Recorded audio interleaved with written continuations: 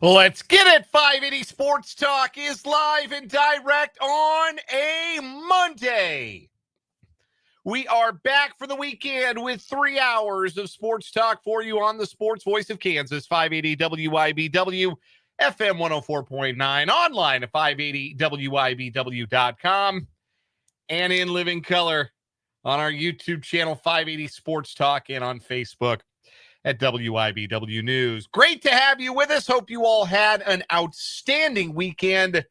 We are with you from 3 right now until 6 o'clock tonight on this edition of 580 Sports Talk. My name is Dan Lucero. I'm flying the plane solo today. Spencer Dupuis is off. Brendan Dworzinski is off. So it's just you and me for the next 3 hours, and appreciate you hanging out. Look forward to talking some sports with you today as we venture into the slowest days on the American sports calendar. Major League Baseball's All-Star break. We have arrived at the break. The Royals do so in winning style, walk-off winning style yesterday afternoon, though their bullpen was very nearly to blame for it having been a disastrous final series before the Midsummer Classic. We're going to talk about yesterday's win, the unlikeliest of heroes that made it happen in the ninth, and continued success and improvement. This is fast becoming no sample size fluke. Noah Cameron is for real. He was excellent yesterday. Carlos Estevez let him down a little bit. Estevez against the Mets is just always bad news, going back to last year in the playoffs. That's just always going to be bad news, I'm afraid. But the Royals, bottom of the order, finally bails them out offensively. And the Royals win yesterday 3-2. So we'll talk a little bit about that, the weekend that was. As for my thoughts on replay reviews that were costly to the Royals on Friday and Saturday, well, that's why we do good, bad, and ugly for the weekend. Spoiler alert, that won't be my good or my bad. So that's coming up a little bit later on in the show. Plus, Royals have drafted some new farm hands. The first 10 rounds of the Major League Baseball entry draft are in the books. Tell you about the newest members of the Royals organization and any other players of local interest who heard their names called on day 2 of the Major League Baseball entry draft. That is all coming up in headlines today. So plenty of baseball. Plus, we'll preview the Home Run Derby. We will do that. Home Run Derby's tonight. Already some talk about that in the YouTube chat. People are fired up for the Home Run Derby. I am looking forward to it, even though I think it has become a dramatically worse television product than it used to be. It's a double-edged sword. Like, it takes less time, which is probably good. It's also a worse TV product now, which is not so good. But I'm excited for it. It's really hard at the end of the day to screw up 2.5 hours of strong big leaguers slamming home runs as far as they can. It's really hard to make that not fun to watch. So I'm looking forward to it tonight. I'll give you my pick. Certainly interested in who you think is going to win tonight. Drop that in the YouTube chat. Text the show, 785-272-9429. So we'll do some baseball today. We're also going to do some football today. We are 53 days away from Chiefs kickoff. So our countdown to Chiefs kickoff has reached the number 53, and nobody wears that number for the Chiefs. But 53 is the number of players on an active NFL roster. So in that spirit, I had a thought. How many of those 53-man roster spots are already spoken for? How many of those 53 spots are really up for grabs when training camp opens in, folks, 1 week? 1 week from today, Chiefs report to training camp. 1 week. It's almost here. How many of those 53 roster spots are really up for grabs? Like, for instance, Patrick Mahomes, I think, has a shot to stick with the 53-man, right? He's going to make the team, right? Xavier Worthy's going to make the team. Chris Jones is going to make the team. Like, there are spots that are already spoken for. How many? Just how many? We'll discuss that a little bit going on later today. Plus some college football. The Athletic ranked the 25 best players in the Big 12. They actually ranked the 35 best. They did their 25 and then another 10. So we got a list of the 35 best players in the Big 12. And I'm always interested in lists like that because I think that they speak to not just who's got the dudes in the league, but also where do the dudes play. And I think that there's an interesting takeaway. And one thing that's kind of been nagging at me as I really drive the bus for K-State this offseason, I think K-State's going to win the league. I do. I still do. But there's one thing kind of nagging at me about this K-State team. The one thing, I guess, that I am the most concerned about with this K-State team. And we'll get into that a little bit later on as we talk about the athletics list of the 25 best players in the Big 12. Speaking of K-State on defense, at Big 12 Media Days last week, I caught up with senior safety VJ Payne, and we're going to bring you that interview in the 5 o'clock hour today. It's one of 2 interviews we'll have for you on today's program. VJ Payne spoke with me, the Gwinnett County, Georgia native. Had a lot to talk about with VJ. Enjoyed that conversation. Looking forward to playing it for you. Also joining us on today's show, because it is a Monday after all, Matt Verderame, our NFL insider from Sports Illustrated and SI.com. Matt will join us at the bottom of this hour. Plus, everything else you've come to know and love from a Friday edition of the show. I guess I've kind of teased it already. We'll do What Is Wrong With You. Somebody will pop by for What Is Wrong With You. We'll have a drop in for that. Also, we'll have our 580 Sports Talk headlines, good, bad, ugly from the weekend, all that good stuff. You can, as always, make your voice heard on this episode of 580 Sports Talk. I want to hear from you today. It's just us, after all. So I'm looking forward to hearing from you. The text line is open, 785-272-9429, 785-272-9429. Also, you can interact in the chat on YouTube. If you're watching on the YouTube stream, again, the name of the channel, 580 Sports Talk. Go subscribe to the channel if you have not yet. Go interact in the chat if you have not done so before. It's a good time. Everybody's very welcoming. And it's a great place to interact with your fellow listeners and with your, in today's case, host throughout the show. Again, the name of the YouTube channel is 580 Sports Talk. Been an active chat already today. Good afternoon to Andrew, Mark H.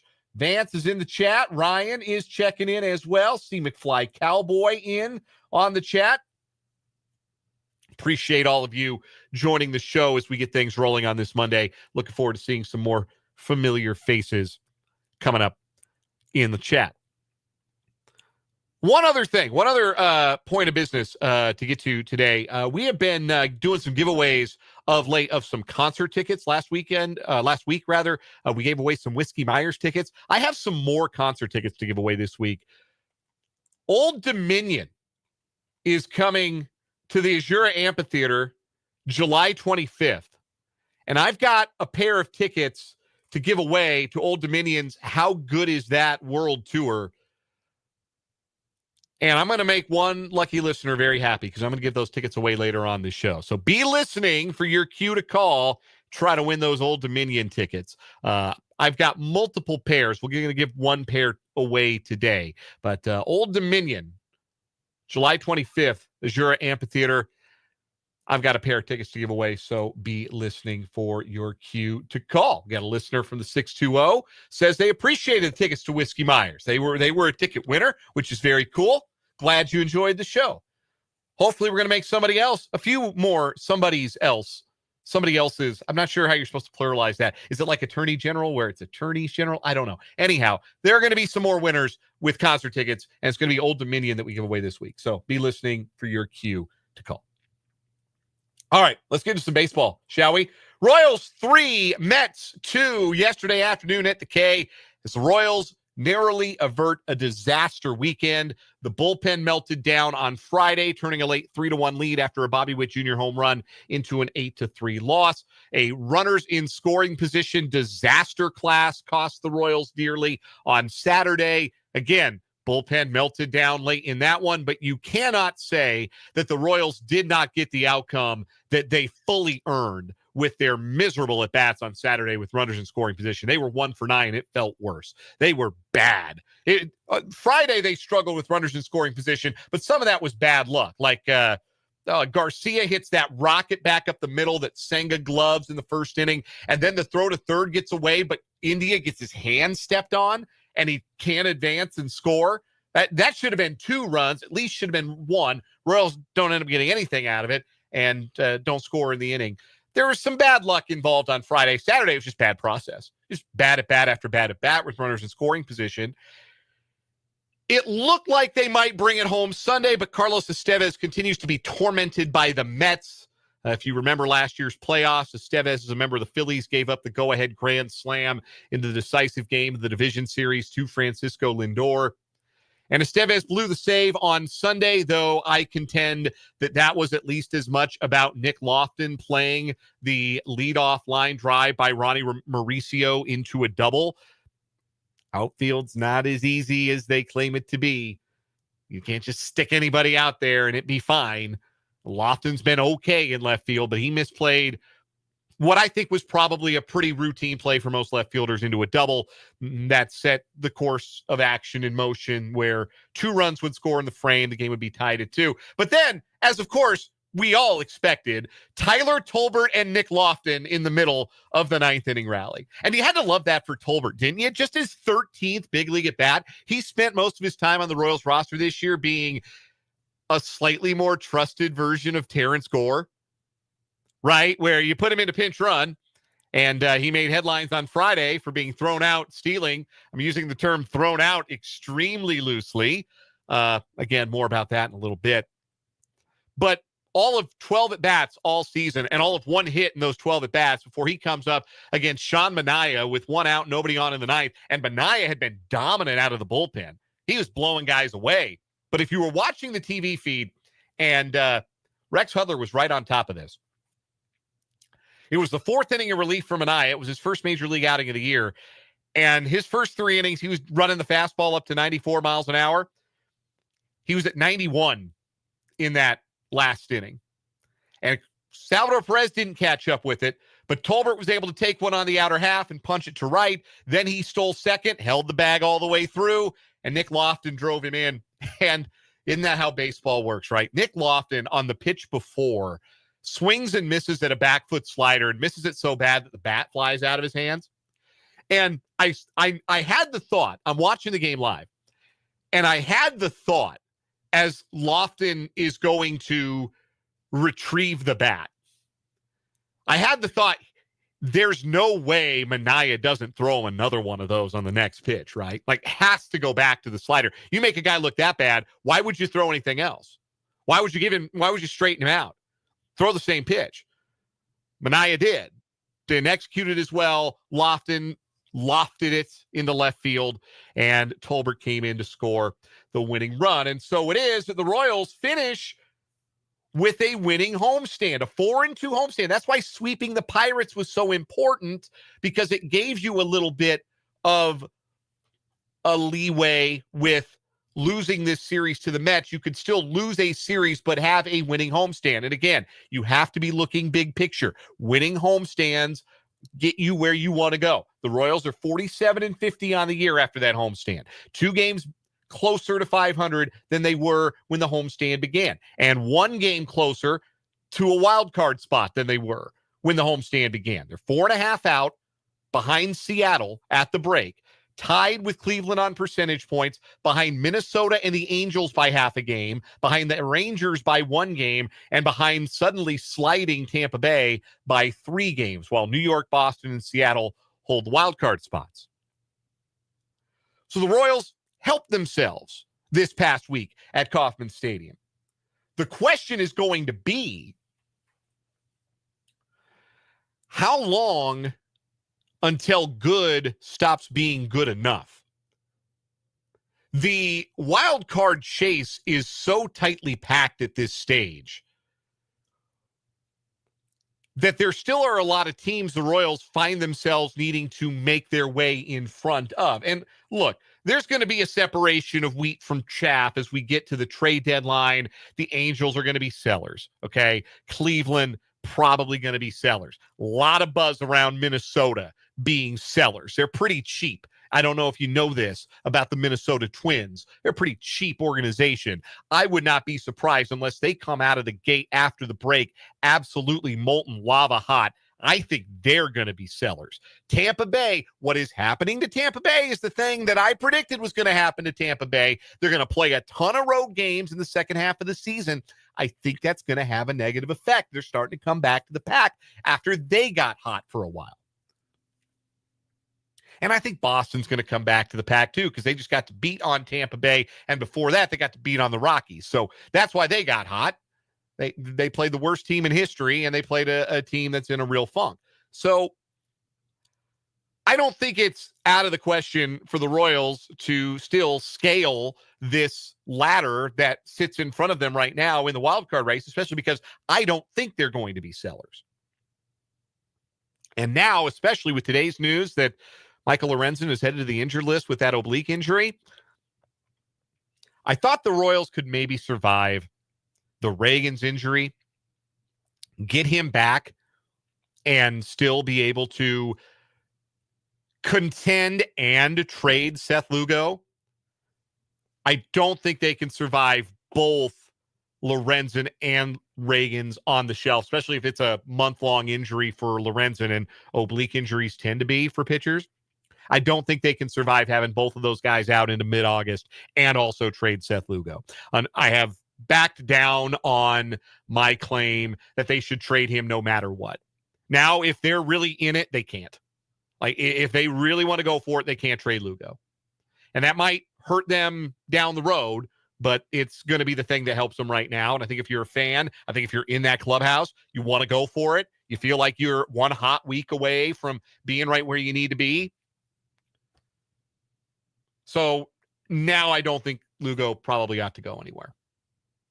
I've backed down on that stance. But I think it's a valid question that you look at for the Royals. Like 4-2 is a good homestand. You know what, a better homestand? Hold that lead on Friday.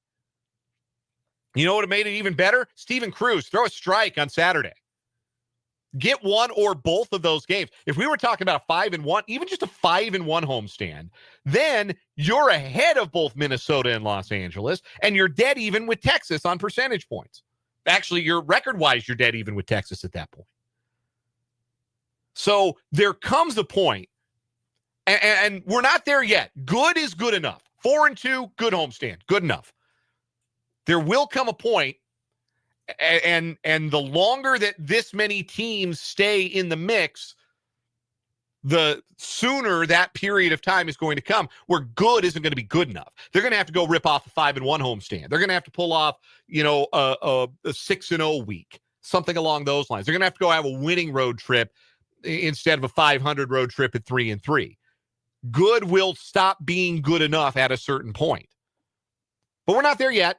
So I think we can nod to this week as having been a positive one for the Royals, even if we acknowledge that it could have been better. One other point I want to make about the Royals this weekend, I want to talk about Noah Cameron because he was terrific again yesterday, pitching into the seventh again, starting to earn back a little bit of that trust from Matt Cotrero, though I do think the fact that the Royals had to go with an impromptu bullpen day on Saturday probably contributed to Cameron having a longer leash, which it should have. I thought that was good. But the other thing that contributes to a guy having a longer leash is when you're kicking tail the way that Cameron was. He's starting to look like he might have a little bit more of a ceiling than back of the rotation finesse left-hander. In his last two starts, over 13 2/3 innings, he struck out 15 batters. And that's a continuation of a trend over his last 7 starts, where in 38 1/3 innings, he struck out 39. That's just ahead of that magical strikeout a batter per inning mark that separates the guys who are good big league pitchers from the guys who are consistently excellent big league pitchers. Making guys missing bats, piling up strikeouts. The best pitchers in the game do it over and over again consistently. And I'm not here to tell you that Noah Cameron in 2 months is going to be as good as Tarek Skubal or anything like that. But the fact that he started to miss bats after his first 31 2/3 innings, he only had 19 strikeouts. So the fact that as he's gone along, he's missing more bats. That tells me he's the one making the adjustment to hitters, and the league is not making the adjustments to him. And the other thing, too, we've talked about that third time through the order, and that it felt like Matt Quatraro really wanted to avoid that with Noah Cameron. Well, he's gotten to see the order a third time the last 2 outings, and he's handled it great. Opponents are 10 for 52 against Noah Cameron when seeing him a third time. That's a 192 batting average. And in fact, the OPS of hitters facing Cameron a third time is worse than hitters seeing him the first time through and the second time through. That's really encouraging. Now, the fact that he's only got 8 strikeouts in those 52 at-bats and 7 walks in what ends up being 59 plate appearances, seeing somebody a third time, it tells you it's probably been some good fortune that he's had that third time through the order, but he certainly doesn't look like he can't handle it. I'm telling you, kid knows how to pitch, and I'm starting to think he might have a little bit more ceiling than just, yeah, that's a solid number 5. Or that's a decent number 4. He's starting to look like he's got some legitimate mid-rotation ability. And look, those guys, when you're paying pre-arbitration prices for mid-rotation or middle of the rotation production, that is gold. That is gold for a smaller market franchise like the Kansas City Royals. So of all the things that have happened in the first half of this season, we'll do some more first half postmortem, look ahead to the second half here in the coming days on 580 Sports Talk. But I don't know that there's anything that has been more encouraging for the Royals in the first 97 games of the season than Noah Cameron's emergence and, it seems, continued improvement. We'll take our first break here on 580 Sports Talk. When we come back, the good, the bad, the ugly from the weekend that was. I'm finally going to get around to talking about the ump show on the replay at the K on Friday and Saturday. I didn't like it. Didn't care for it. Plus, Matt Verderame's going to join us. We got a full show today, 3 hours. We're so glad you're here on 580 Sports Talk.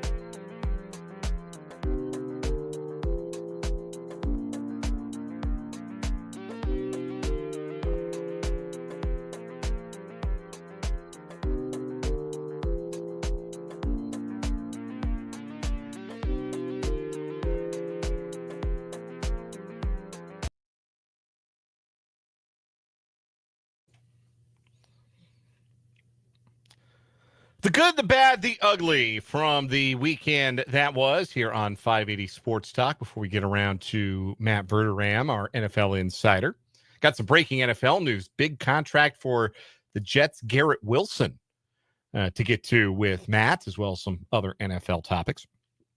The good from the weekend, broke the seal on college football 26. Over the weekend, got a chance to play a little bit on the new version of EA Sports college football video game. I have a PS5. That's what I play on. It's pretty cool, man. It's a lot of fun. There's a lot more attention to detail in things like entrances and mascots and things like that. And got into the playbooks a little bit, some really cool like RPOs and misdirection type plays. And it was very fun. It was very fun to play. Had a chance to play a little bit over the weekend. Again, like, I don't have the same kind of time to play. I might already be like 3 seasons deep into a dynasty if you were talking to Dan in his late 20s. Dan in his late 30s has a wife and a son. So my playing time is limited to when he naps, or if I'm not tired after he goes to bed. And let me tell you something about having a 1-year-old. You're always tired after they go to bed. Always, without fail. So I don't get to dig into it as much as I might have used to have been able to dig into it. But I did get to play it this weekend. It was a lot of fun. The bad is that playing on the road in that game is hell, brother. Even with a good, experienced quarterback. I played a road game. I took Vanderbilt because I want to play with Diego Pavia, one of my favorite college players at quarterback. I went on the road to LSU.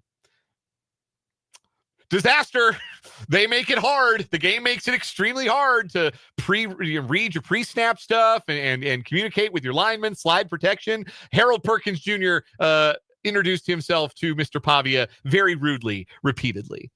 And I did not win that game against the computer. So playing on the road, really hard. Tyler asks, I don't understand why I buy a new sports game every year. It's literally the same game as last year. No, it's not. All I can tell you, Tyler, is they put a lot of new stuff. Last year, you could tell it was just like the baseline for it. They put a lot of new stuff into this year's game. A lot. And yes, I think there are some sports games where that is an entirely fair criticism, that they're just roster updates. Like I think MLB The Show's kind of gotten there, where the game's just a roster update every year, as much as I love that game. But no, there's a lot of new stuff in this year's college football. Made it feel even more like college football that I loved. Anyway, the ugly. And we got people talking about this in the YouTube comments. Andrew and Ryan and Gilliland family weighing in on the replay reviews on the stolen bases that weren't by Tyler Tolbert Friday night and Bobby Witt Jr. Saturday afternoon, in which both players were judged to have come off the bag by a millimeter for a millisecond. Now, I could see it at least with Tyler Tolbert on Friday. Like I could see where in that slide he came off the bag. I couldn't see it with Bobby Witt Jr. I couldn't. I thought he was safe on Saturday. A lot of guys in the clubhouse thought he was safe too. Jonathan India was really not happy about it. Bobby Witt Jr. was kind of annoyed by it too after the game. That's what they should have been. That was pretty costly in a game the Royals ended up losing close. I have 2 thoughts on this. Number one, is this really what we want replay to be for?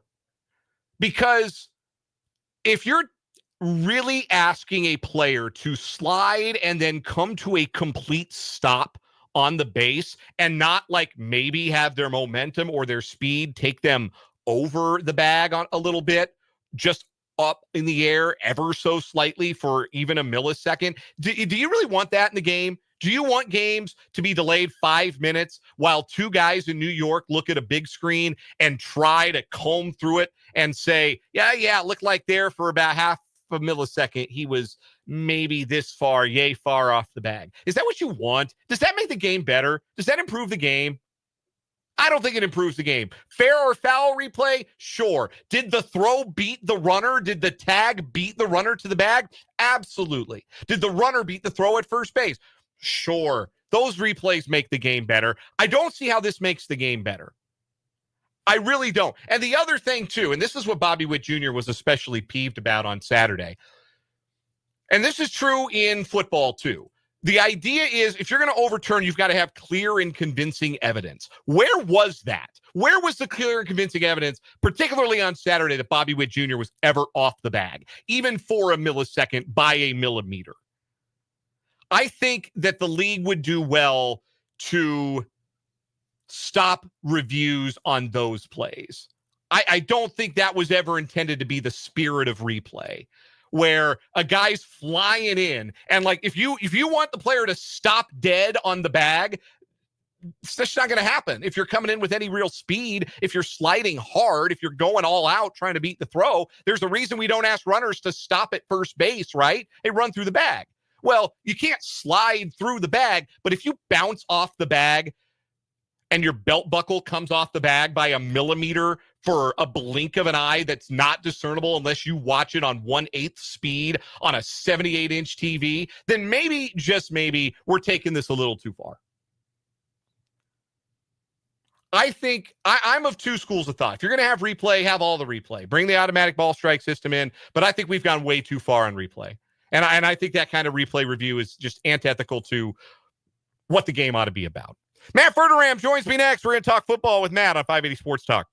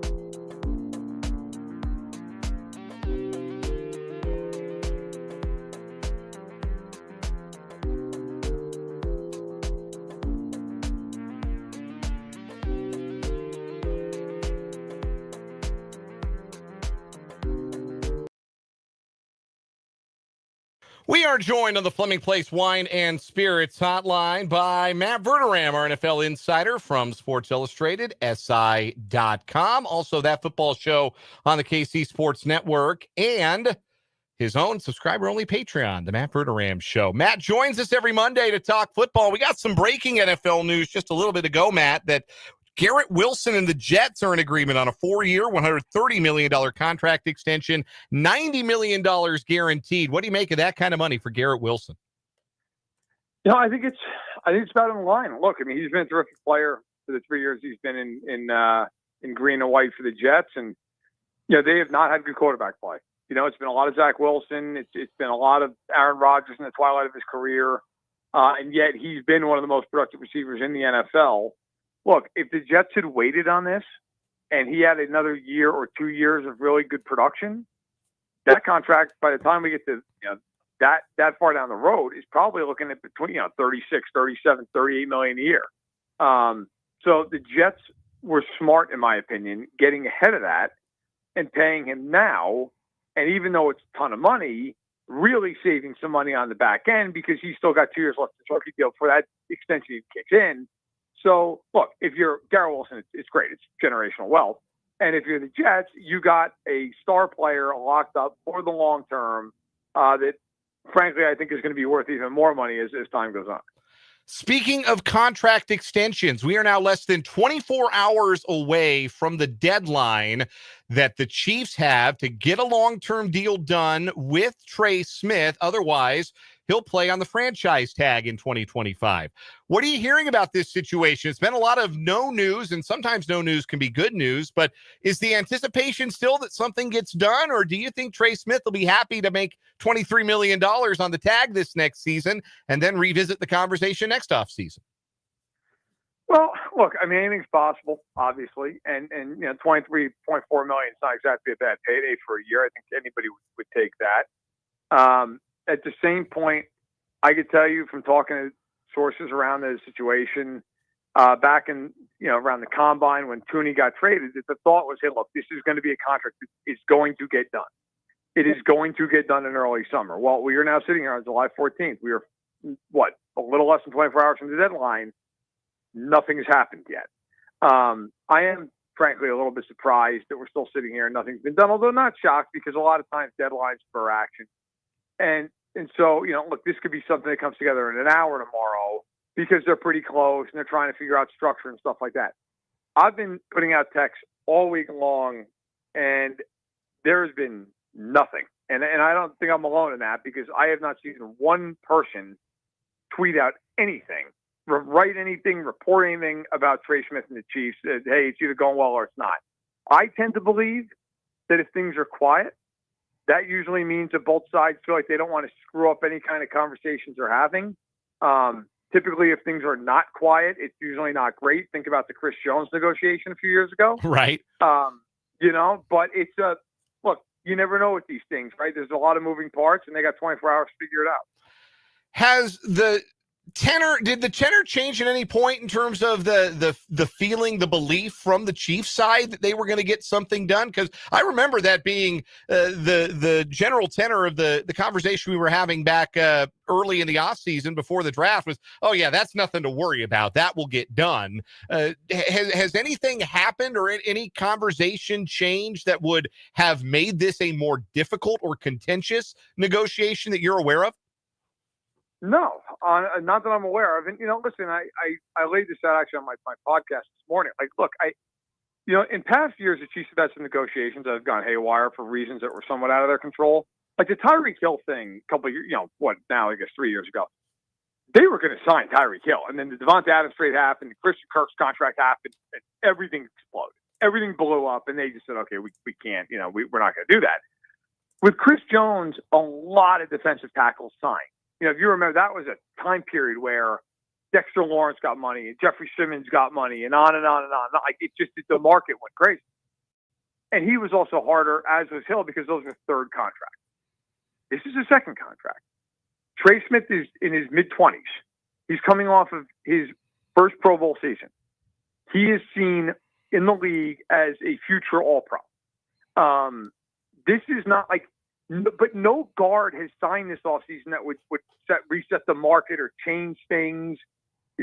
So I think this one is a lot easier than Hill and Jones in the sense that nothing has happened that would all of a sudden make you go, oh, well, now we've got to reconsider everything. For either side. I don't think there's been anything that's gone on that would all of a sudden drastically or even really slightly change the negotiations from either side of the aisle here.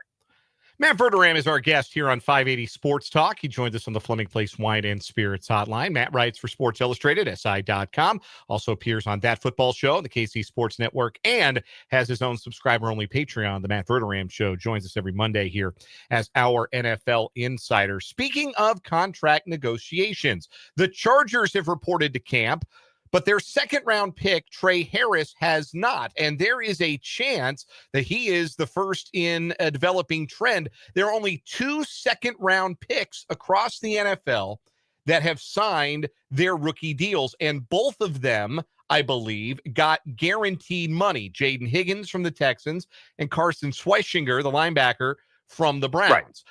What is the situation? Is this kind of one where the teams are kind of in a standoff with their second round picks? Or is this going to be a situation where the second round picks are almost going to be the teaming up to make sure that, hey, we'd like to get a piece of that guaranteed money as well? Well, so here's where we're at with this. Look, right now, as you mentioned, there's only 2 second-round picks were signed, right? The first 2 picks in their rounds. Schlesinger and Higgins both got fully guaranteed contracts. Now, if you go back and you look, last year, the first-round picks, they get fully guaranteed deals. But the second-round picks, that's not been the case. Now, Ladd McConkey was picked 34 last year, as Jaden Higgins wasn't sure for the Texans. And I went back and looked. He got 90% of his contract fully guaranteed. So it's pretty close, but it wasn't 100%. And what's happening now is a lot of agents around the league are sitting there going, oh, really? The Texans are going to fully guarantee his contract? Awesome. Well, now I want my team to fully guarantee my guy's second-round contract. Like Sewell Montiel last year for the Chiefs was at the back end of round 2. He basically got half his contract guaranteed. And so there's this holding pattern where teams are sitting there saying, hey, we're not doing that because that's going to set a precedent. Now everybody's going to have a fully guaranteed second round, contract going forward. And agents are sitting there going, all right, well, until we have a reason not to, we're going to tell our guys to hold out. And so right now, pick 35 is Nick Amenworry of the Seahawks, who's a safety from South Carolina.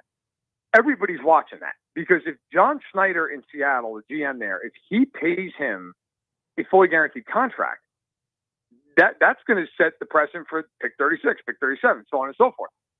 If he doesn't do it and he slots and they get it to where it's slotted back into what it's been, then I think all of a sudden you're going to see these guys fall in line a day or two, and that'll be the end of it. But it is very interesting. Look, every first-round pick is signed except for Shamar Stewart and Denver's corner and Jahdae Barron. But the second round, you're going to have a lot of second-round picks holding out unless something moves here in the next few days. There are reports that Tyler Shuck, the quarterback who was taken by New Orleans at number 40, is agitating for a fully guaranteed deal. So if pick number 40 is looking for fully guaranteed money, then that holds up pick 39, Luther Burden, maybe pick number 38, Travion Henderson. Is it really a domino effect that could extend all the way into the middle rounds? Or do you think that guys may be taken later on in that first round, like, for example, Norman Lott, who was Kansas City's second round pick at 63 overall, do you think those players ultimately will be a little bit easier to get done, and it's really something that would maybe more affect the top half of the first round? I do look at Shuck, actually. You mentioned him. It's kind of funny. I've been thinking like he might be the cutoff point because he's a quarterback, because you could really start this year. But if you're an agent, look, let's be real. What is your job, right? It's to get the most money for your client. I think there is a world here where these agents go, hey, I'm not going to be the guy who breaks rank here. And you have the teams on the other side going, well, we're not going to be a team. I mean, look, let's just be real. I mean, let's call it what it is. If you don't think these teams have talked to each other about, hey, we are not going to do this, I've got a bridge to tell you.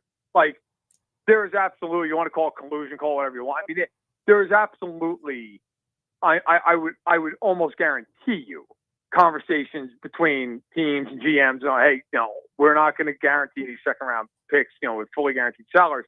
And on the flip side, I bet you there are agents who are all sitting there talking to each other who have second round picks. We're going, hey man, don't be the guy who takes the slotted, contract from a year or two ago. It's going to be very interesting. I think it's going to be harder, obviously, as the round goes on. I think it's for an Norman Lott. Yeah, I think it's going to be a lot harder than it is for a guy like Luther Burden, who was picked, I believe, 39. But it's going to be very interesting, and I'll be very curious to see who blinks first. Is it a GM? Is it an agent? Like, how does that get done? Because once that happens, then I think we'll see everything kind of get done quickly. But it's going to be very interesting. It really is something that could have implications down the road as well. A couple more questions for our NFL insider, Matt Verderame, joining us here on 580 Sports Talk. Matt, if it's July, then there must be a disgruntled 49ers wide receiver. This year, it's Jawan Jennings. He's scheduled to make $7.5 million this year. That's not good enough. He would like either a new deal or a trade. What is the likelihood he gets either of what it is that he is looking for? And if there were to be a trade, what could the 49ers expect to get in return for a guy like Jawan Jennings? Well, he's a good player, right? I mean, he's been a guy who's been a third down specialist for them. But last year really kind of came beyond that. Played really well. Obviously, they had injuries. And I think you have to say that he really, frankly surpassed expectation. 975 yards last year. He had 6 touchdowns. He's 28 years old. So, this is at this point now. He came into the league. He was older. He was a 24-year-old rookie. The question, as far as do I think what will they do? Look, they're paying Ayuk a lot of money. Kittle's going to be coming off the book soon. I would think they would try to pay him. I don't think you have to pay him a fortune. I mean, he's had one very good season, but other than that, he's been kind of a role player. But I think, look, could they get him for maybe like mid-tier money? If you're the Niners, would you do that? Yeah, I think you'd probably explore that and try to do it.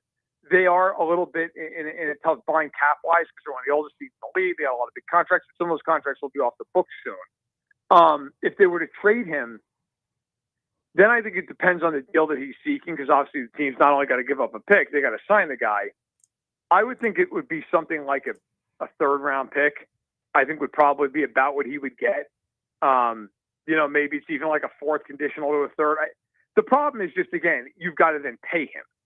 It's not like you're acquiring him and you're acquiring him where he's got 2 years, 3 years left. I mean, you're going to have to, and you have no leverage because the second you trade for him, you obviously have to pay him. So my guess is it would be a mid-round pick, either a late day 2, real early day 3. But I would think probably like a third, depending on which team it was.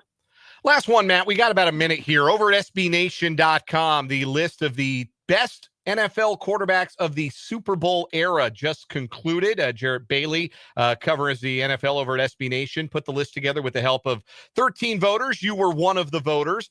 Tom Brady, the unanimous number 1 at the top of the list. No surprise there. Peyton Manning 2, Joe Montana 3, Patrick Mahomes 4, Dan Marino 5. I'm curious, Matt, where did you have Mahomes? I had Mahomes. So I obviously, as you mentioned, was unanimous. Brady, I had number 1. I had Brady. I had Montana 2, and I had Mahomes 3rd. And for the record, I had Peyton Manning 4th. Look, you can make the argument, right? I mean, Mahomes is not even 30 yet, so it's hard because when you're doing these rankings, you're sitting there trying to figure out, okay, how do I rank him without projecting? Because you're just ranking them where they are. But I had Mahomes behind Montana. You could make a case he's number 2. You could make a case he's number 4 with Manning.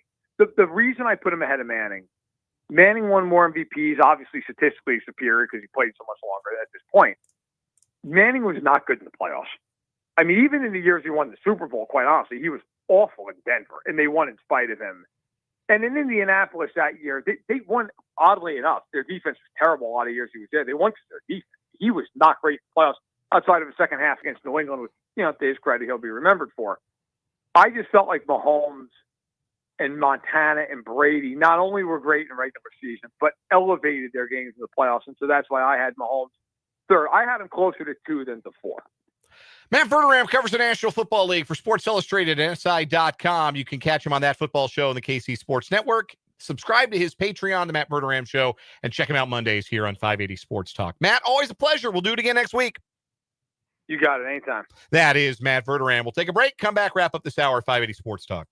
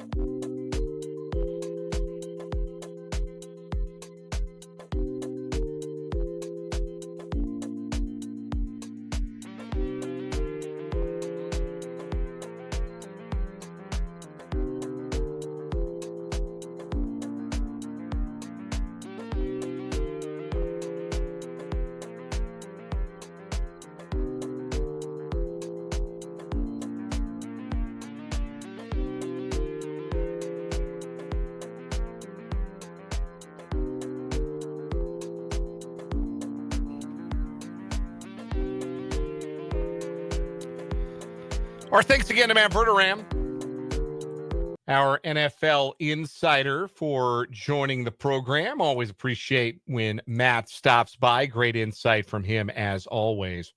Coming up in the 4 o'clock hour of today's program, we're 53 days out of Chiefs kickoff, and our Chiefs countdown to kickoff continues with a thought on the 53-man roster, because there is no number 53 for the Chiefs. How many of those 53 spots are spoken for, taken, not up for debate before training camp opens in 1 week? Plus the 25 best players in the Big 12, according to The Athletic, and a round of what is wrong with you. So stay with us. We got a great hour of 580 Sports Talk, and it's coming up right after this.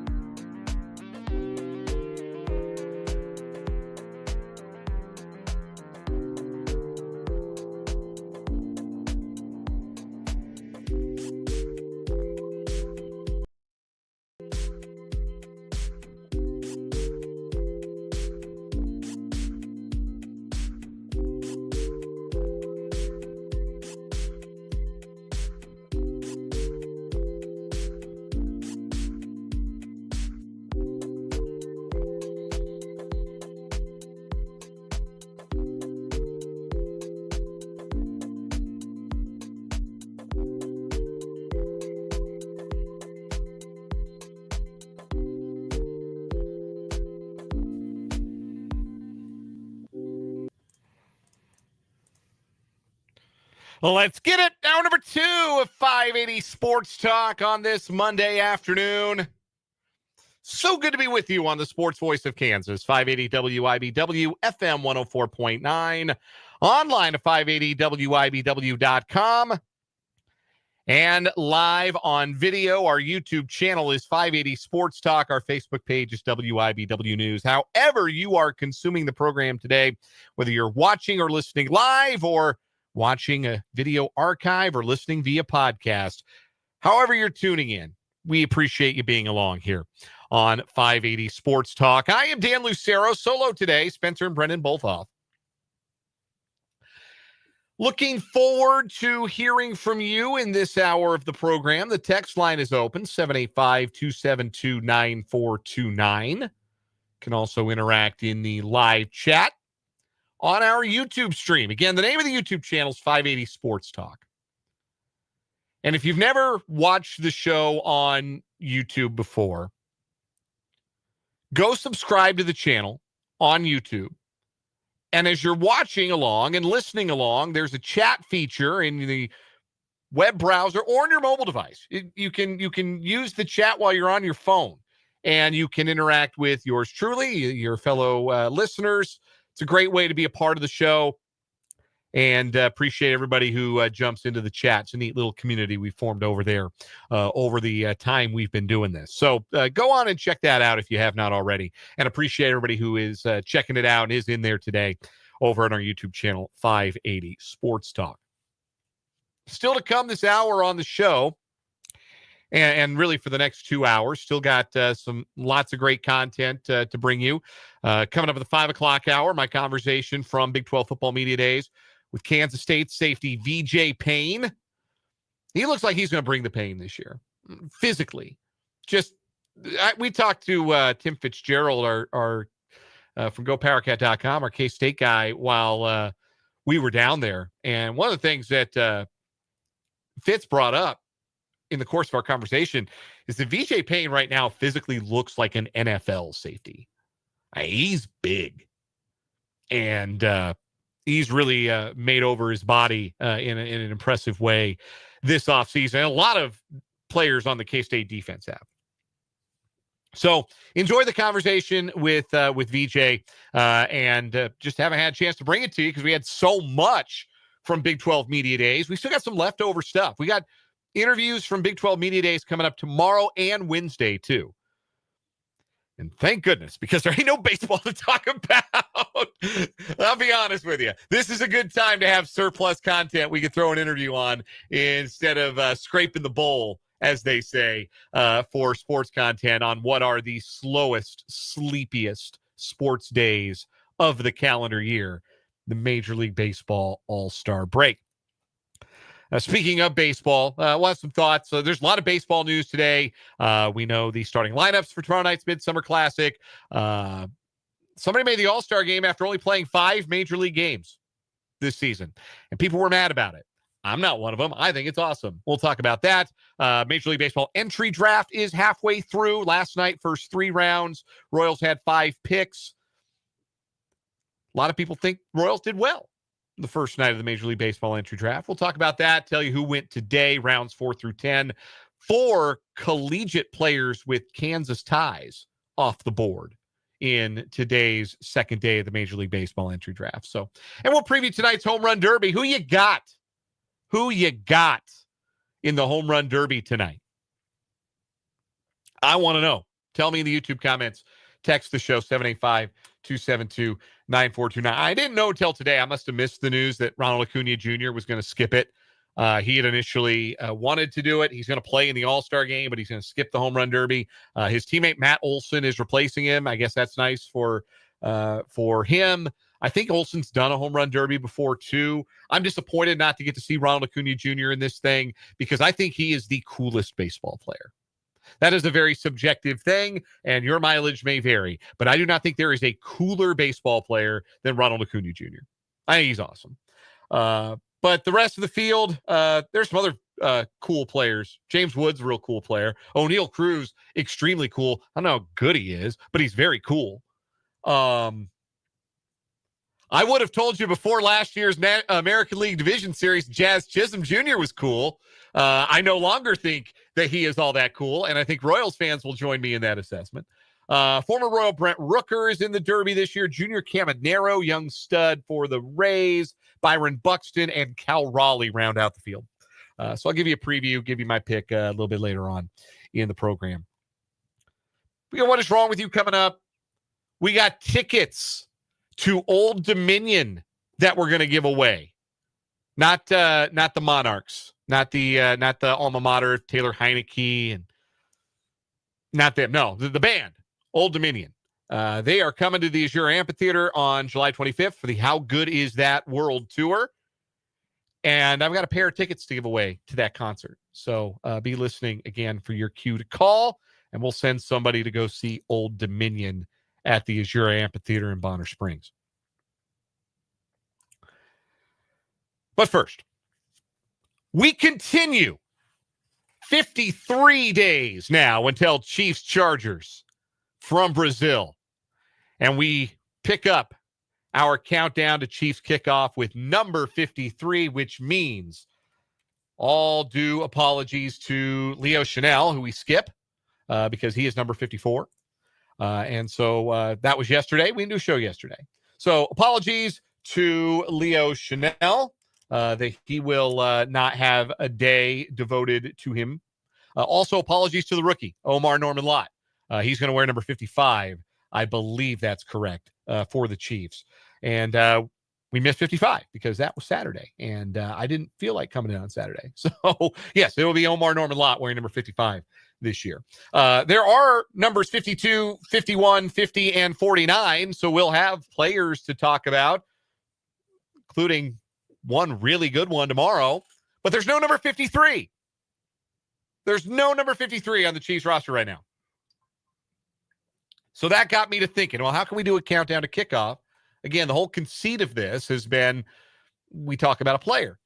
Well, there isn't a player that wears number 53. But at the end of training camp, there will be 53 players that comprise the active roster of the 2025 Kansas City Chiefs. Now, we talked a couple of weeks ago, Jesse Newell, friend of the program, Chiefs beat writer for the Kansas City Star, put out his list of 53 that he believes will break camp with the Chiefs. But instead of do a prediction of who's going to be that 53-man roster, I thought I'd ask it and come at it in a bit of a different way. Who's already got their ticket punched? How many roster spots are really up for grabs? How many position battles are there really? And realistically speaking, even the teams that are in the most disrepair, even the teams that have the worst rosters or brand new coaches or completely overturn their rosters in the offseason, even those teams go to camp and probably have a really good idea of well over half of their active roster. And the number probably gets into the upper 30s and the 40s for most teams. Most teams know who their best, 40 guys are that are going to break camp. And obviously there are some positions where, okay, your quarterbacks are going to be, there's not really a battle for a roster spot at quarterback. Even if you're not sure who your starter is going to be necessarily, you know who is going to be on your team. Now, there are exceptions to this. Hello, Cleveland Browns. But for the most part, you kind of know who's going to be on your roster at quarterback. You know, with some few exceptions, who your long snapper is going to be. You know who your specialists generally are going to be. That's a little less often true, but still more true than not.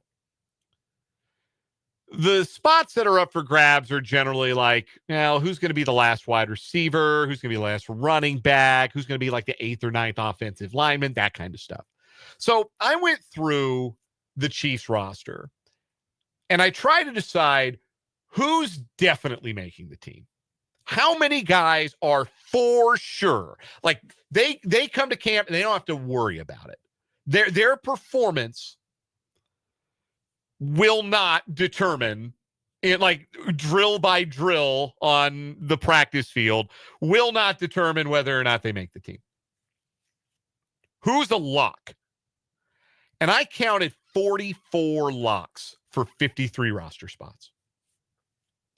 44 players I'm pretty sure are going to make the team and don't have anything to sweat over. Here are the 44 guys who are locks. Quarterback's done and dusted. Patrick Mahomes. I like his moxie. I think he'll make the team this year. Patrick Mahomes and Gardner Minshew, those are your two quarterbacks. The Chiefs typically don't carry a third, so they're set there. Running back, Isaiah Pacheco and Kareem Hunt are definitely going to make the team. Definitely going to make the team. I do not see a scenario in which one of those two does not make the team. Again, barring something like a significant injury or something happening away from the field that you just can't predict, just strictly keeping it on field.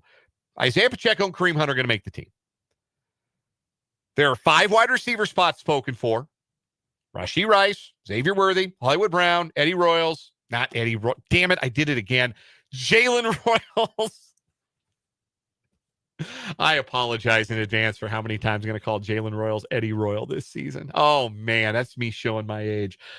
Jalen Royals is going to make the team, and Juju Smith-Schuster is going to make the team. So that's 5 wide receivers, locks. 2 tight ends are locks, no matter what. Travis Kelce and, man, I wrote down Bell as in Blake. I meant Gray as in Noah. Obviously, Blake Bell, not an active NFL player anymore. But the backup tight end is Noah Gray. He'll make the team as well. But I wrote down in the show notes Bell, like a moron, which I am. Anyway, those are your 2 tight ends that are definitely making the team. Could there be 3 that make the opening day roster? Could there be 4? I don't know. But there are definitely going to be 2, and those 2 are going to make the team. I think the offensive line is spoken for. I think they'll keep 9 offensive linemen. I think we already know who they are. They are Josh Simmons, Jalen Moore, Kingsley Suamataia, Mike Caliendo, Creed Humphrey, Hunter Norzad, Trey Smith, Jawan Taylor, and Wanye Morris. I think those are your 9 linemen. 4 tackles, 5 interior guys. I think that's set. CJ Hansen's practice squad candidate. If there's anybody else, they might be a practice squad guy, but I think they'll keep 9 offensive linemen, and I think those are the 9. Over on defense, who are your locks? Who's definitely making the team? I think the defensive line, like the offensive line, is set. I think the 9 guys who are going to make the team are already known. I think they'll keep 9 defensive linemen. I think there will be George Karlaftis, Charles Omenihu, Felix Anudike-Uzama, Mike Dana, Ashton Gelati, Chris Jones, Jerry Tillery, Omar Norman-Lott, and Mike Pinnell. Now, Norman-Lott, we talked about this with Matt Verderame, technically not under contract yet.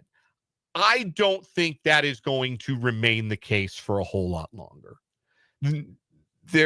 Go back and listen to our conversation with Matt Verderame. I don't want to have to walk everybody back through it again, but there are only 2 second-round picks that are under contract right now, and they both got guaranteed money. So everybody else in the second round is like, well, how much money can we get guaranteed? I think that's more a concern for teams who drafted 36th and 37th, though maybe not for pick number 37. That's Quinshon Judkins. He's got some other things, off the field things to worry about. But I think that's more of a concern for teams that picked higher up in the second round than it is for teams that picked late in the second round. I think Omar Norman-Lott will be in camp. Let's say it that way. I think when the Chiefs report in a week, Omar Norman-Lott will be there, and he'll be under contract. I believe that. So those are your 9 defensive linemen. Karlaftis, Omenihu, Felix, Dana, Gelati, Jones, Tillery, Norman-Lott, Pinnell. Linebacker, I count 4 that I think are going to make the team for sure. Nick Bolton, Drew Tranquill, Leo Chanel, and Jeffrey Bassa, the linebacker out of Oregon that they drafted this past year. I think those 4 are locks. I think there are 5 cornerbacks who are locks. Trent McDuffie, he's a top 100 player in the NFL. I don't think the Chiefs are going to cut him. Trent McDuffie, Christian Fulton, Jalen Watson, Noel Williams, the rookie out of Cal, and I think Joshua Williams is going to make the team as well. He was sort of the last name on this list that I kind of waffled on. Like, am I 100% sure? And I think the way you got to ask the question, would you be surprised, shocked if that player were cut? And I would be. I would be shocked if Joshua Williams did not make the 53. So he's on my list. He's a lock. 4 safeties I have as locks. Brian Cook, Jaden Hicks, Shamari Connor, Mike Edwards. 4 safeties. I think the Chiefs are set there. And then the specialists. This is where I only have 2 of the 3 because James Winchester is your long snapper and Harrison Butker's going to kick. I really do believe, and I could be wrong on this. I hope I'm not. I really don't want to be wrong about this. I don't really ever want to be wrong, just as a matter of course. I don't like being wrong necessarily, but I really hope I'm not wrong about this. I hope the Chiefs give Eddie Zaplicki every chance to take the job from Matt Araiza and be the punter for the 2025 Chiefs, because I do not think Matt Araiza is good. And we've been over this on this show. Do not think he is a particularly good punter. I think he's got a very powerful leg, and that's great until you need somebody to drop the ball inside the 10 or hit a coffin corner. And Matt Araiza proved over and over last season he can't do that. He just can't do that. And that's not a surprise. He couldn't do it in college either. This isn't a thing where, obviously he had some off-the-field issues he was caught up in. We don't need to rehash all of that today. But he was away from the game for a year. Maybe he was just kind of getting back into it and a little rusty. No, it was his whole thing at San Diego State when he was the punt god. He had the booming leg and he'd kick it 80 yards, but he couldn't pin you inside the 15. And then he got to the NFL, and that became a bigger problem because field position, it matters a little more to a team with Super Bowl aspirations than it does for the freaking San Diego State Aztecs. So I hope there's a real punter competition. I don't think you bring in a punter with the pedigree of Zaplicki, who was the Ray Guy Award winner last year in college, if you don't intend for there to be a competition. So I am hopeful that there will be, because I think the Chiefs could really stand to upgrade a punter. I think I understand why they moved on from Tommy Townsend. I don't necessarily believe in giving punters second, third contracts unless they're like exceptional year after year Pro Bowl type guys. And the Chiefs have had those guys, right? Like that was Townsend on the back of his jersey, not Colquitt. Like you recognize it when you see it. But I don't think Araiza met the standard. I don't think he was particularly close, and I really do hope the Chiefs gives Zaplicki a chance to win that gig. So, okay, 44 guys are locks. Punter, that leaves 1 punter that I think is an open slot.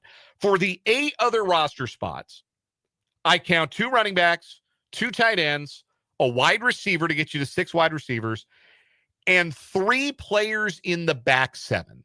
Linebacker / defensive back. And the reason I say linebacker / defensive back is, could we get an extra defensive back on the roster if that's what Dave Toub decides he wants in special teams? Yeah, I could see that. So 3 defensive players, 5 skill guys, and a punter get you to your 53. I think it's 3 guys for 2 spots at running back. Rashard Smith is probably going to get a spot, but like we've seen the hype train roll for somebody in minicamp, and then the rubber meets the road and they don't hang on to the ball and they don't win a job. Like we lived through Deneric Prince. So I'm not ready to write Rashard Smith in pen on the 53-man roster. Him, Elijah Mitchell, Carson Steele. Mitchell, again, not ready to write him in pen either because he always gets hurt. Might write him in red pen for injury risk, but I'm not ready to stamp him as a lock yet. I still think Carson Steele's maybe got a shot if the Chiefs decide that they'd rather keep somebody with some fullback ability. I still think that there's a chance for Steele. 2 tight ends. Again, 3 guys for 2 spots there. It's Jared Wiley. It's Robert Tonyan. It's Jake Briningstool. Jake Briningstool. I might set a world record in this segment for getting names wrong. It might be my personal record. This is why you can't leave me to my own devices behind the mic by myself. Anyhow, Briningstool, Tonyan, and Wiley, 3 guys for 2 spots. Wiley, if he's healthy, is going to make it. If he's not, it'll be the other 2 guys by default. Wiley will start on the pup. Maybe Briningstool starts on the pup if he was injured during minicamp. I know he dealt with an injury, didn't participate the last week of minicamp. I think all 3 of those guys are going to be around, but only 2 of them I think are going to make the 53. Wide receiver, That is entirely up for grabs. Jesse Newell's projection said it would be Tyquan Thornton. They seem to like him. He seems to have an edge. Justin Ross has been around. Sky Moore was a second-round pick. I have no idea how that's going to play. I think we've said on this show, I think Nico Remigio might be a better choice than any of those guys because of what he can do in the return game. But I think they've only got room for one of those guys, unless they only keep 3 tight ends, which I doubt because the Chiefs really like to go with 3 tight end sets. You'd like to have a 4th in case something happens to one of your other 3. So I think it'll be just one wide receiver. And then on the back end, on the defensive side, like I said, I think the line is set. So I think it's going to be special teams guys, whether that's Nazeeh Johnson or Deion Bush or Cam Jones, Jack Cochran, Cole Christensen. Those 5, I feel like 3 of those 5 are going to make the team.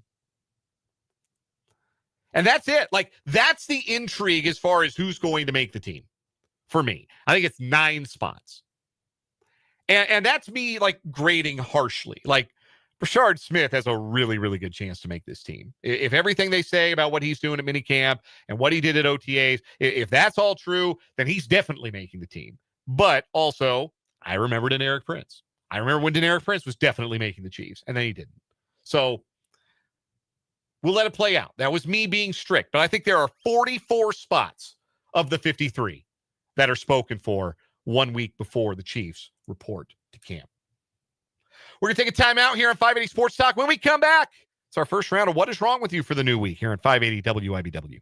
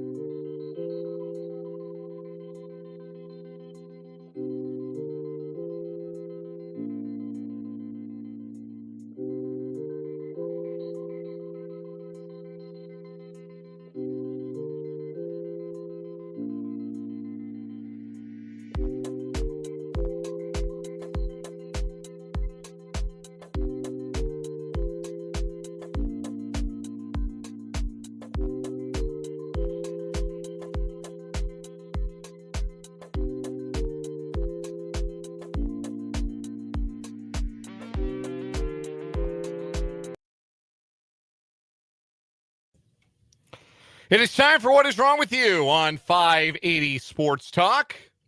And What is Wrong with You is brought to you, as always, by our buddy Mo, State Farm Agent Ryan Mo Winkle. Give Mo a shout today, 785-273-1572, or visit his website at Ryan Mowinkle, that's MOHWINKLE.com.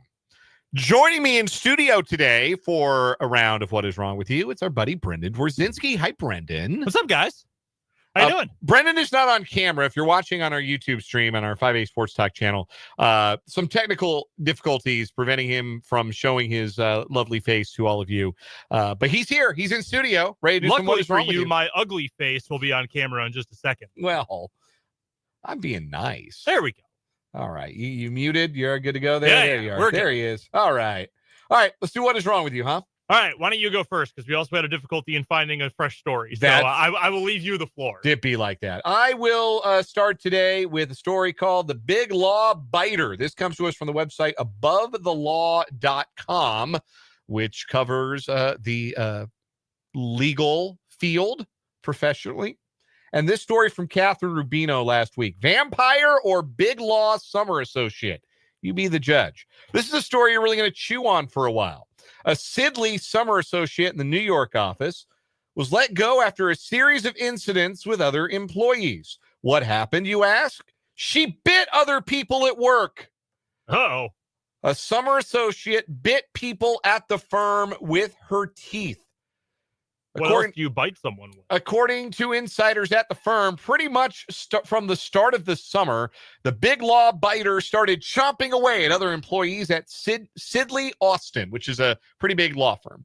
Not in an aggressive, we're beefing way, but more of a faux, quirky, manic pixie dream girl crossed with the Donner Party vibe. But you're in New York for the Sure. summer. If you want to get your kicks by biting people, there are more consensual ways to do it. The final chomp count is thought to be in the double digits, which is an awfully long time for the nibbling to continue, though we've seen pics of the results this author has post Big Law Biter, and nibble is probably too tame a word. It's unclear why so many people let this go before reporting the Big Law Biter, but the rumor is she's otherwise personable, and there was some reluctance to elevate the matter. Wow. She is no longer an associate with Sidley Austin. I can't believe that. Like, how do you bite people, man? Like, how is it that you think, like, beyond the age of, like, 4, that you think it's okay to just roll up on somebody and bite their flesh? Like, what? Yeah, I don't know that one. That one's that's a little extreme. Like a lot of things though. Like I can't imagine stabbing someone or pulling a gun on someone because my Wendy's order was cold or any number of What Is Wrong With You stories. So to like biting, relatively speaking, is like pretty calm for some of these. Like I can't imagine not getting tipped when I deliver DoorDash and then getting drunk the next day and rolling up on the person's house. But like, I can't imagine doing that either. In a professional environment, like. Yeah, this that's is true. We're all animals when you get right down to it. It feels like this would have been like, did you ever watch Suits? Yeah. Suits, Netflix. Everybody got really into that for a while. I think my wife and I made it into season 5 before we just started going, okay. but enjoyed Suits. A good watch. Yeah. Good watch for the first few seasons for sure. This feels like a Suits plot line. Like, somebody's biting people at Pearson Spector. That's nuts. Yeah, and it took them a while. Well, other than the biting, she's really personable. Nah, man, you bite one person, I'm taking that to Sidley or Austin. Say, get this crazy woman out of here before I'm next. Anyway, what have you got for a What Is Wrong With You? All right, second What Is Wrong With You story today brought to you by our guy Ryan Mo Winkle. Did you ever learn? Okay, first of all, when's the last time you rode a bike? Oh, gosh. It's been too long. I like riding bikes, but it's been a really long time. Yeah, my wife and I each have our own bike in our garage. They're hanging up right now, in fact, from the ceiling. I haven't taken mine out for a while. Tires need a good pump. Did you ever learn when you were a kid or a teenager to ride without your hands? Like to ride hands-free from the handlebars? I'm sure probably when I was a kid, I could do. I wasn't much of a daredevil. Like going over like little dirt bumps and jumps was about as daring as I ever got. And yeah. I do mean little. Going to my friend's house or whatever. I lived in a pretty quiet suburb. Like I'd ride with no hands. I'd take my phone out. I'd be texting while riding my bike. Like I would do that sometimes. You know what I wouldn't do that on? A motorcycle. No You know chance. when I really wouldn't want to do it? Well, I was going 105 miles an hour. But a motorcyclist was busted this weekend for speeding and reckless driving after a Florida cop spotted him riding hands-free, quote, with his arms outstretched like he was Jack on the Titanic. Police allege that 34-year-old Damon Hankins was going 105 in a 55 while imitating the move by Leonardo DiCaprio from the 1997 blockbuster hit. In a 55-mile-an-hour zone with other traffic present, Perkins had both hands off the handlebars when Corporal Jacob Rolliston of the Pinellas Park Police Department observed him traveling at excessive speed. Hankins was arrested on 2 misdemeanor charges and booked into the county jail. The St. Petersburg resident spent 6 hours before being freed on $300 bond. Hankins drives a Kawasaki motorcycle and has posted videos of him weaving and white lining through highway traffic. Back in late May, he uploaded a photo of his motorcycle, which can get up to 175 miles an hour, with the caption, quote, finally gave her a bath and installed a new windscreen, in love with this bike. He has previously been cited for both driving an unregistered vehicle and driving on expired registration. Rules of the road for thee, not for me with this guy. Yeah, just don't be a moron on your bike, man. Especially like, and maybe you're really skilled and you can do it, but like there are a lot of people like on the road, and that kind of behavior can be distracting to other drivers and create situations that maybe you have nothing to do with. I was driving it was back a couple of weeks back, maybe a month or so ago. I was driving on Huntoon past Wanamaker, so I'm going east because I'm heading home on Huntoon. And there was a guy on a motorcycle. He was just doing a wheelie, like all the way down the road. He's doing a wheelie. And then there were another couple of people riding motorcycles too. It looked like maybe it was an actual couple, like a man and a woman were riding motorcycles. And they were signaling at him to, dude, get down. Dude, what are you doing? Like, stop that. Knock that off. Because if you're a responsible motorcycle driver, not only do you not do that, you don't want to see other motorcycle drivers do that either. Yeah. Don't want any extra danger. Only time you'll ever catch me on a motorcycle is playing Mario Kart. I'm not for me. I will admit, when I'm driving on the highway and I see someone on a bike pulling up, I start white knuckling. Nothing personal. It ain't for me. Worries me a little bit. Especially you folks who don't wear a helmet while you're riding. You freak me out a little bit. My wife has asked me not to have that particular version of a midlife crisis, and I am willing to oblige that. I have an uncle who, midlife crisis, bought like a true big Harley Davidson hog, but he's got like a padded jacket. He always has his helmet on, goes always at cruising speeds, like keeps it as safe as possible. Not for me personally. I'm good with my 21 speed. Who we got today? You can't bite someone in an office setting. I mean, you shouldn't do that ever. You're an adult. Yeah. You're walking up on people. Oh, I'm cute and fun and quirky. I'm the office assistant that bites people. I want to make an impression with my teeth. No. Some kind of impression. It is nuts. The Big Lob Biter. Yeah, that's going to be our first winner for this week here on What Is Wrong With You, sponsored by our guy Mo, State Farm agent Ryan Mowinkle. Again, the website, ryanmowinkle.com. Thanks for popping by, Brendan. Appreciate it. Happy to do it. Let's take a break. We'll come back, talk about who the Athletic thinks are the best players in the Big 12 and what that list says about the league. Next on 580 WIBW.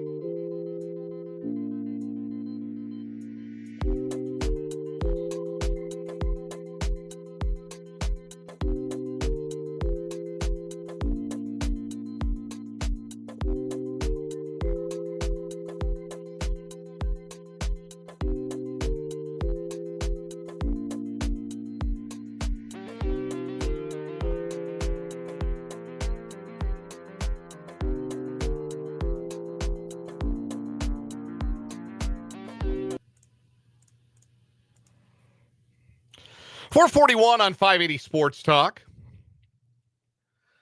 YouTube chat at our YouTube channel, 580 Sports Talk. You can also text the show, 785-272-9429. Be listening soon for your cue to call. Win some tickets to see Old Dominion.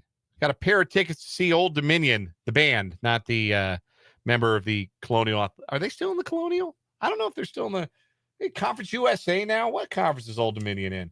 And if I Google them, will it come up the college? Nope, the trucking. Trucking comes up. Well, an advertisement for the trucking comes up first, and then the band. But not the college. Takes a while for the college to come up. The Old Dominion Monarchs. What league are they in these days? Oh, they're in the Sun Belt. Yeah, I missed that. See, Spencer Dupuis, who's out today, would have known that right away. Our Sun Belt insider, Spencer Dupuis, would have been on the ball on that one. Anyhow, the band, Old Dominion, they're coming to Bonner Springs, the Azure Amphitheater, July 25th. I got a pair of tickets to give away, so be listening for your cue to call. The Athletic posted a list of who they think the 35 best players in the Big 12 are. They tease it as their top 25, but then they give you 10 more at the end. And it's the top 35 from Manny Navarro of The Athletic. Spencer Fano, the offensive tackle from Utah, is rated the number one player in the conference. I don't have any problem with that. That makes a lot of sense to me. He was a second-team All-American last year at right tackle. He's a beast. He's a monster. He's going to play in the NFL. He could be a very high draft pick this next year. You want to say he's the best player in the conference? I'm not going to argue with you. Jordan Tyson, wide receiver from Arizona State, is second. Sam Levitt, Arizona State's quarterback, is third.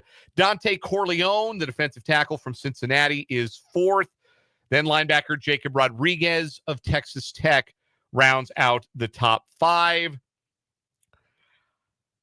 It gets a little iffy after that. Like, I don't know how Josh Cameron ended up eighth. I know he was one of the best kick return men in the country last year, led Baylor in receptions last season. I don't think he's a better player than Austin Romaine, who was ranked ninth, one spot behind Josh Cameron. Again, lists like these are subjective. Positional value varies from one person to the next. I understand how that works, but I would have had Austin Romaine a little higher. I think he's the best middle linebacker in the Big 12. He was ninth on the list. He was the first Kansas State player to appear on the list. Avery Johnson is 21st. And that's it for the top 25. 2 K-Staters, no Jayhawks. Kansas is represented in the next 10. Bryce Foster, 29th. Dean Miller, 35th. Dylan Edwards, 31st for K-State. So by the numbers, the athletics list had 13 of the 16 teams represented. 13 of the 16 teams had a top 35 player in the league. The 3 who did not, Oklahoma State, UCF, and Arizona. Texas Tech had the most. Texas Tech had 5. Again, this tracks with the whole idea of the best roster that money can buy. Tech had the most with 5. Then Baylor had 4.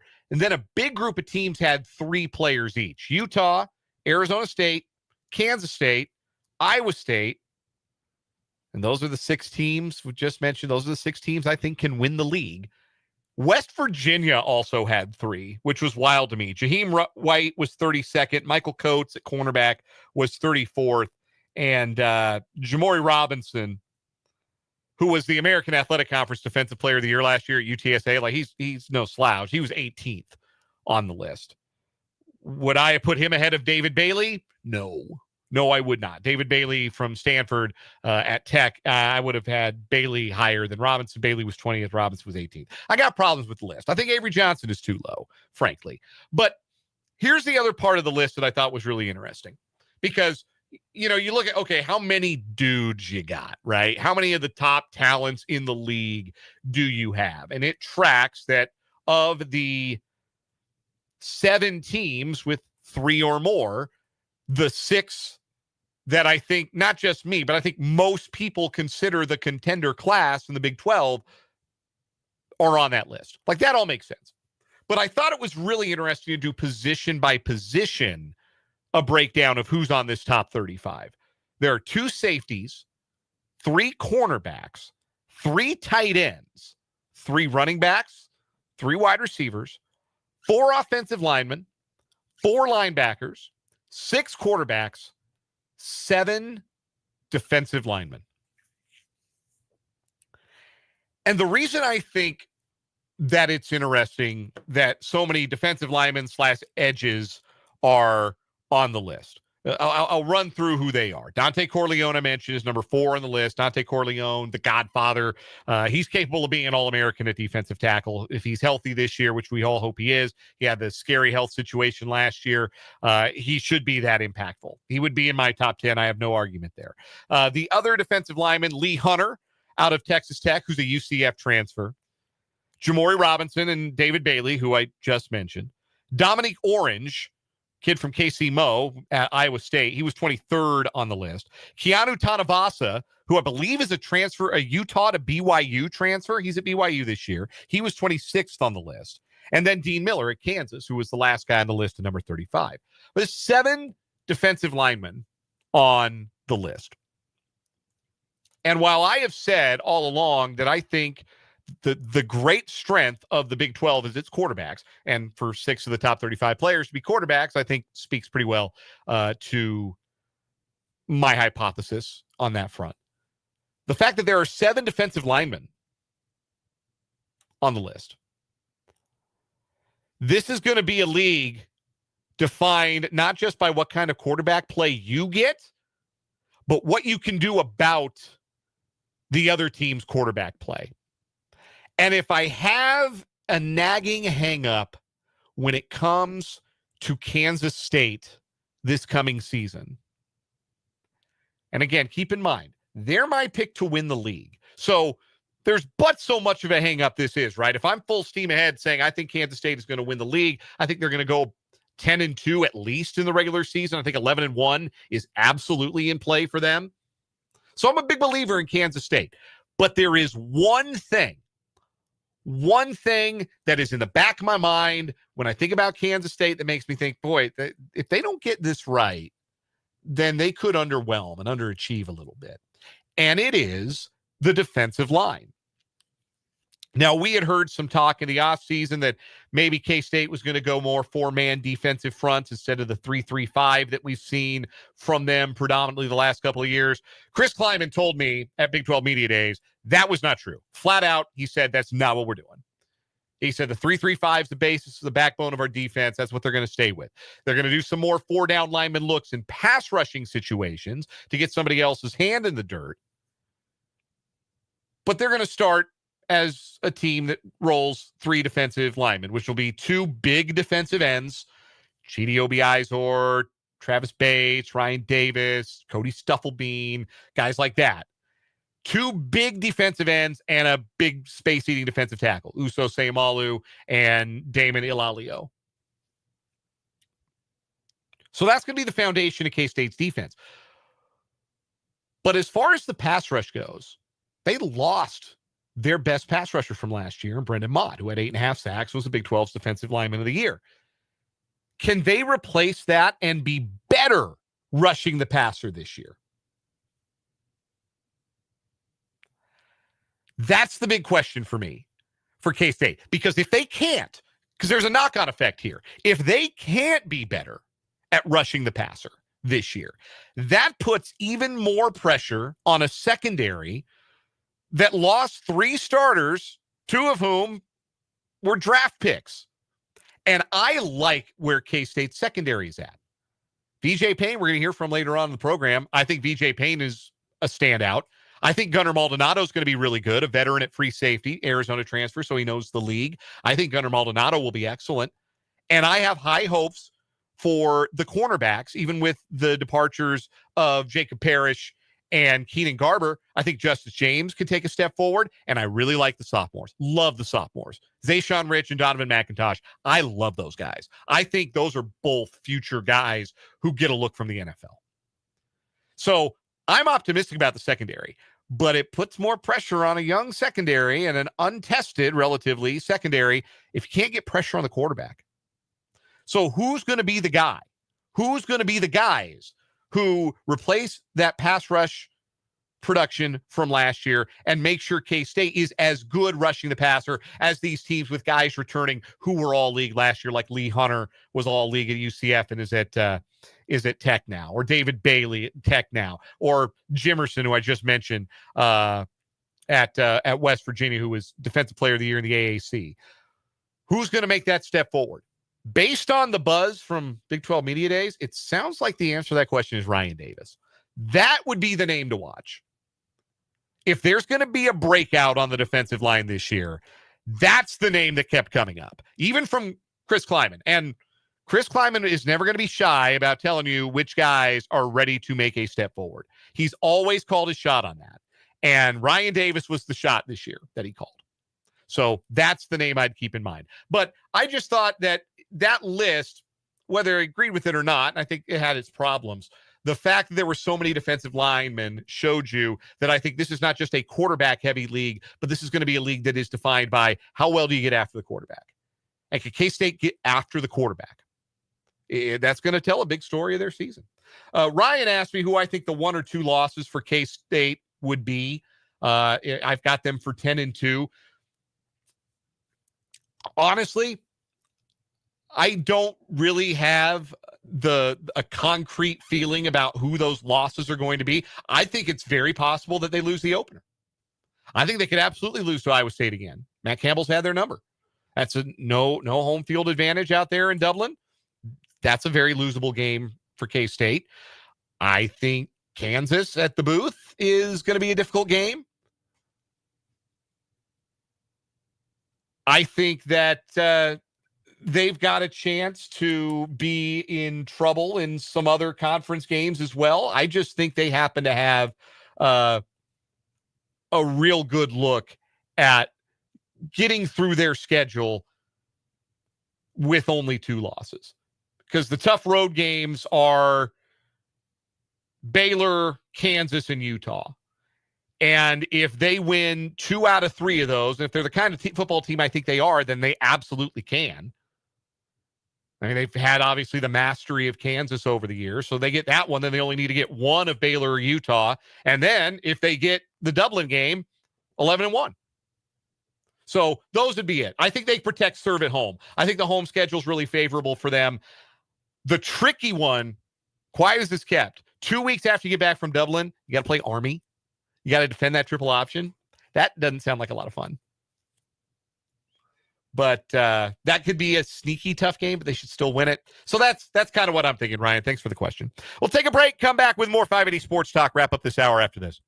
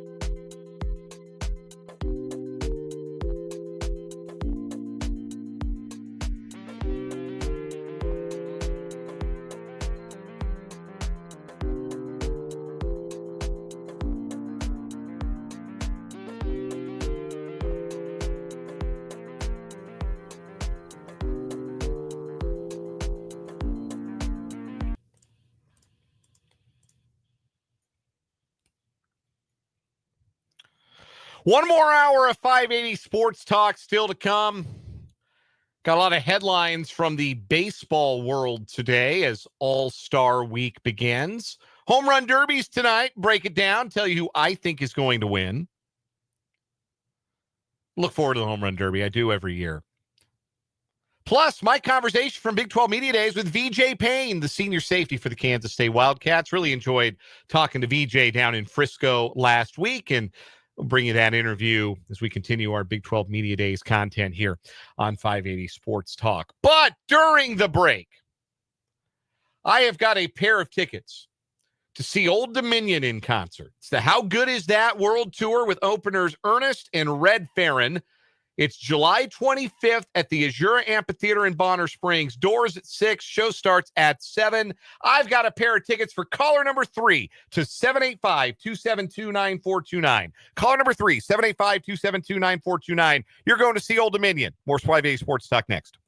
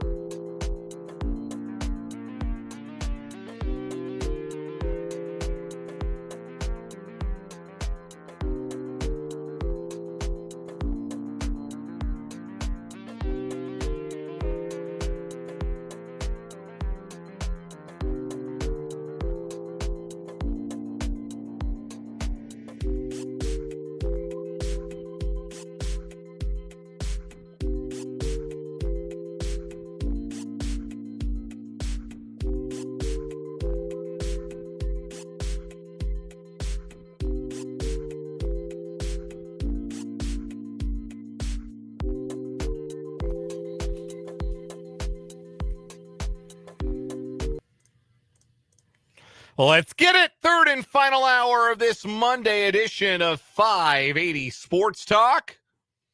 My name is Dan Lucero. Solo mission this afternoon. Thanks for joining me on the Sports Voice of Kansas, 580 WIBW, FM 104.9, online at 580WIBW.com, and in living color on YouTube. 580 Sports Talk, name of the channel. Go subscribe if you have not already. You can also text the program. We'd love to hear from you on the text line, 785-272-9429. Great to be along with you. We've got one more hour today. Obviously, no Royals baseball tonight. Next 4 days, no Royals baseball at all. It is the All-Star break. And it is the 4 worst days of a job like this on the entire calendar. I'm not going to lie to you folks. This is when we earn our paychecks. This is when we got to get creative, really use our noodles, and do our best to entertain you, because there are no games. Like the home run derby's happening tonight. And then they're going to show a rerun of the celebrity. They've already done the celebrity softball. So they're going to show a replay, whatever the celebrity softball was. I used to like watching the celebrity softball. Now I don't know who the celebrities are, man. And this year they got what? The Capital One guy. Literally, that's what they call him from the commercials. He's just the Capital One guy, and he's a celebrity in the Celebrity All-Star game. Like, it's one thing if it's like musicians and artists, actors that I don't know. It's fine. Like, I don't keep it up as much with pop culture as I used to, and some of them are going to be very, like, Atlanta is going to be very regional with who they select and choose a lot of, you know, Atlanta-based artists, musicians that I might not be familiar with. That's fine. I'm not going to make fun of that. But, like, who was the guy? They had a guy listed as one of the celebrities. His name was Funny Marco. What the hell is a Funny Marco? How did he get so famous that he just goes by Funny Marco? I had to look him up. He's a YouTuber. He's a content creator. He is Funny Marco. And he got to play in the Celebrity All-Star softball game. He's got 136,000 followers on Twitch. I bet your kids know who he is. I never heard of that dude in my life. But hey, good for him. Like, I'm not here to judge, but I used to enjoy the Celebrity All-Star game back when I knew who more of the celebrities were. I guess that's what I'm really getting down to. Is the Celebrity All-Star game is only as enjoyable for me as the celebrities are enjoyable for me. So they're going to show that tonight after the home run derby. Then tomorrow will be the All-Star game. We can talk about the All-Star game. And then Wednesday and Thursday, there's nothing. Not a thing. It used to only be a 3-day All-Star break. Major League Baseball would get back revved up on Thursday. Not anymore. They must have collectively bargained an extra day at some point down the road. But yeah, Royals don't resume action until Friday. So that's 2 days where nothing's happening.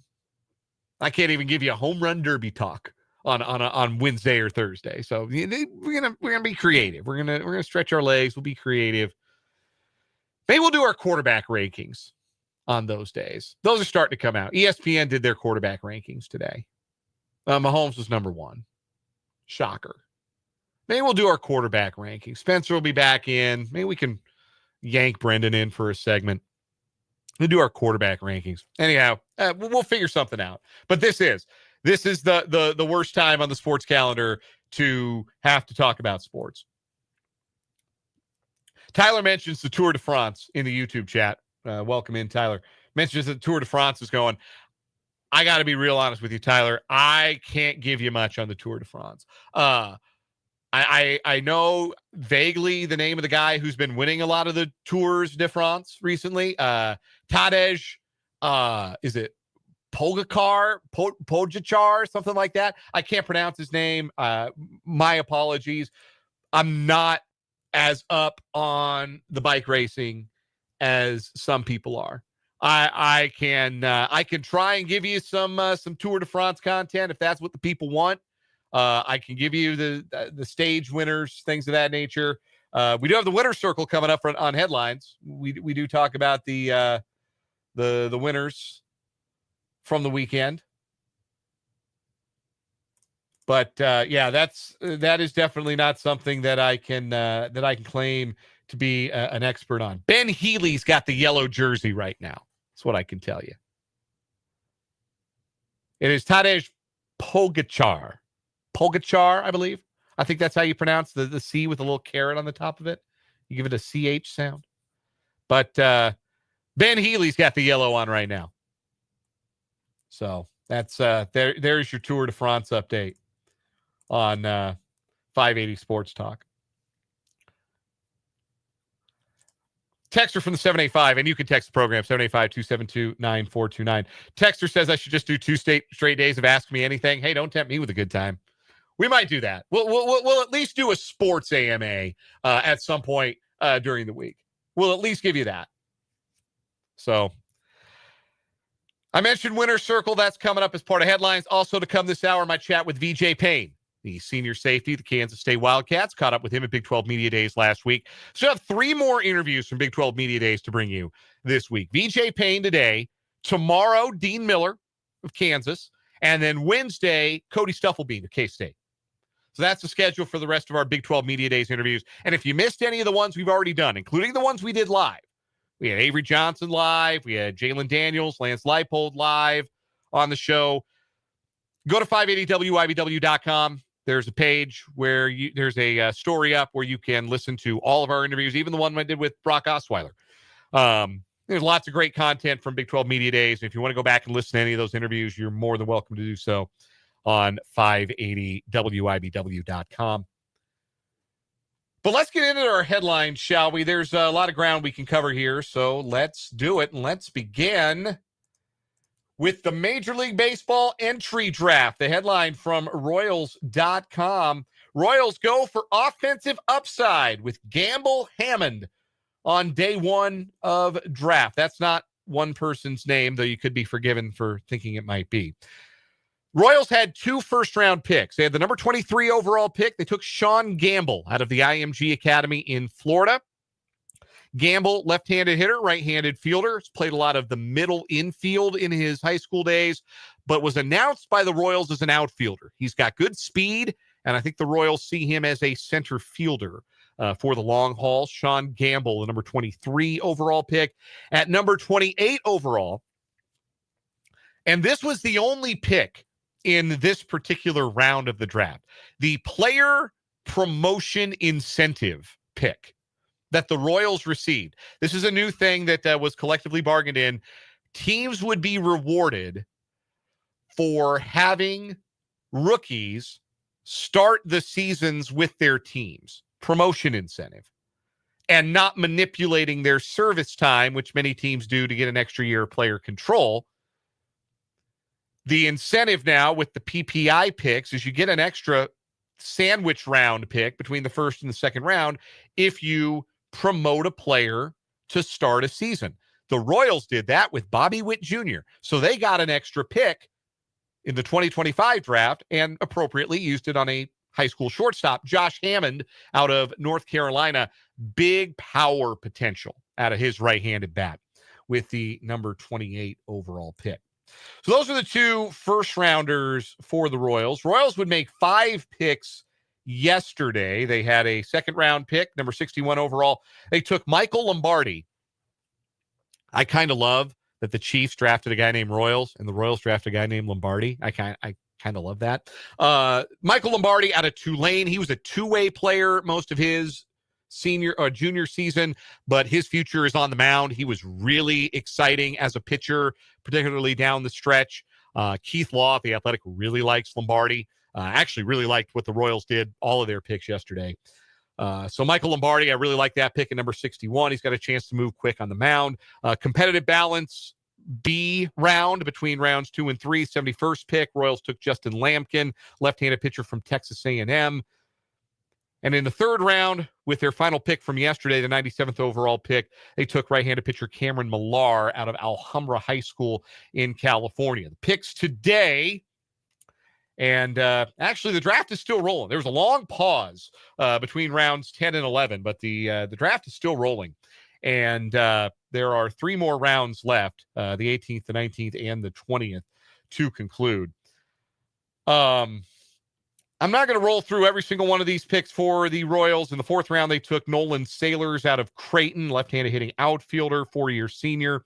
5th round pick was an SEC pitcher, Aiden Jimenez out of Arkansas. Their 6th round pick, Tyreek Kemp from Baylor, who's actually from the Netherlands, left-handed hitting middle infielder. Another middle infielder from Baylor, like Nick Lofton a few years back. As far as players from the state of Kansas go, or with Kansas ties, the earliest one drafted was Nick Potter, pitcher out of Wichita State. He went in the 5th round to Houston. K-State had 2 players taken in the 10th round. Maximus Martin, their shortstop, went to Boston, while pitcher Jacob Frost, the southpaw, went to the Dodgers in the 10th round.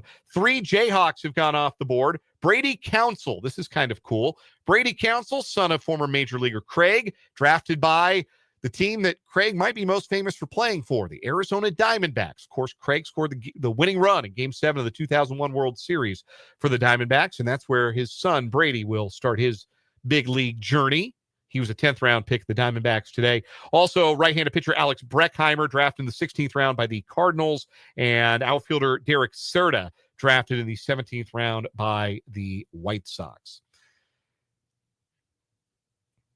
So those are your draft picks with the local ties. Number 1 overall pick ended up being Eli Willits by the Washington Nationals. Willits is a shortstop out of Fort Cobb Broxton High School in Oklahoma. He is the youngest number 1 overall pick ever, I think. He's only 17, doesn't turn 18 until December. He is the son of former Major League outfielder Reggie Willits. And here's a fun fact. If Eli makes the major leagues and hits a home run, that will give him 1 more than his dad, who played in something like 1,000 big league games. Tyler Bremner was the surprise number 2 overall pick. He went to the Angels. Cade Anderson, the left-handed pitcher from LSU, went 3rd to the Mariners. The Rockies picked 4th and took the son of one of their greatest players in franchise history, Matt Holliday. Ethan Holliday was the pick out of Stillwater High School in Oklahoma. Obviously, Ethan's older brother Jackson was the number 1 overall pick 2 years ago, or 3 years ago, and Ethan goes number 4 in this year's draft. Tennessee right-hander Liam Doyle, left-hander Liam Doyle, round out the top 5. He went to St. Louis. So that is the latest from the Major League Baseball entry draft. Texter from the 785 asks how many of the kids in the draft were sons of former big leaguers. More and more of them, it feels like. More and more you see kids who are have good big league genes, I guess you could say. Yeah, 2 of the top 4 picks this year had dads who played in the major leagues. Let's move on. Here's a Royals headline. This is not another Royals headline, not a draft headline, also not a great headline. The Kansas City Royals today placed right-handed pitcher Michael Lorenzen on the 15-day injured list, retroactive to July 11th, with an oblique injury. You remember, he didn't pitch on Saturday. He was a late scratch because he was sick. And the easy joke to make here, but I'm not even sure if it's a joke, this might be really what happened, is he got so sick that he threw up so hard that he hurt his oblique. Like, that could happen. But oblique injuries, not fun for pitchers. That's probably a lengthy absence for Michael Lorenzen from the pitching staff, which is too bad because he had really been throwing the ball well the last handful of turns through the rotation. The Royals do not have to make a corresponding roster move to get to 26 men on their active roster until Friday's game, so they're not in a hurry to make a move. Certainly, though, if Lorenzen is going to miss extended time, and that would be the expectation with an oblique injury, it's probably going to be a starting pitcher. If it were a short-term injury, they could maybe get by with 1 bullpen day and then activate him, only having missed 1 start. But if it's going to be more than 1 start, they're probably going to want a starting pitcher, which means I think it's going to be Rich Hill. I really do. I don't think Dallas Keuchel's quite ready yet. None of the other young guys down in the minor leagues are pitching all that well. They're going to have to make a 40-man roster spot. Probably a DFA of Luke Maile would make the most sense there, or they could DFA Kevin Biggio. I don't think anybody would miss him. I understand why they've kept him, but they could DFA Biggio. I think of guys that would be moved off the 40-man, that would maybe make the most sense. But I'm guessing it'll be Maile, who's been with the big club the last week and nobody's really noticed. As long as Salvy's fully healthy and they don't need that third catcher on the big league roster, they can DFA Maley and they can add Rich Hill to the 60-man. Then they could call up Biggio, or they call up Drew Waters or whoever to be that last guy on the active roster.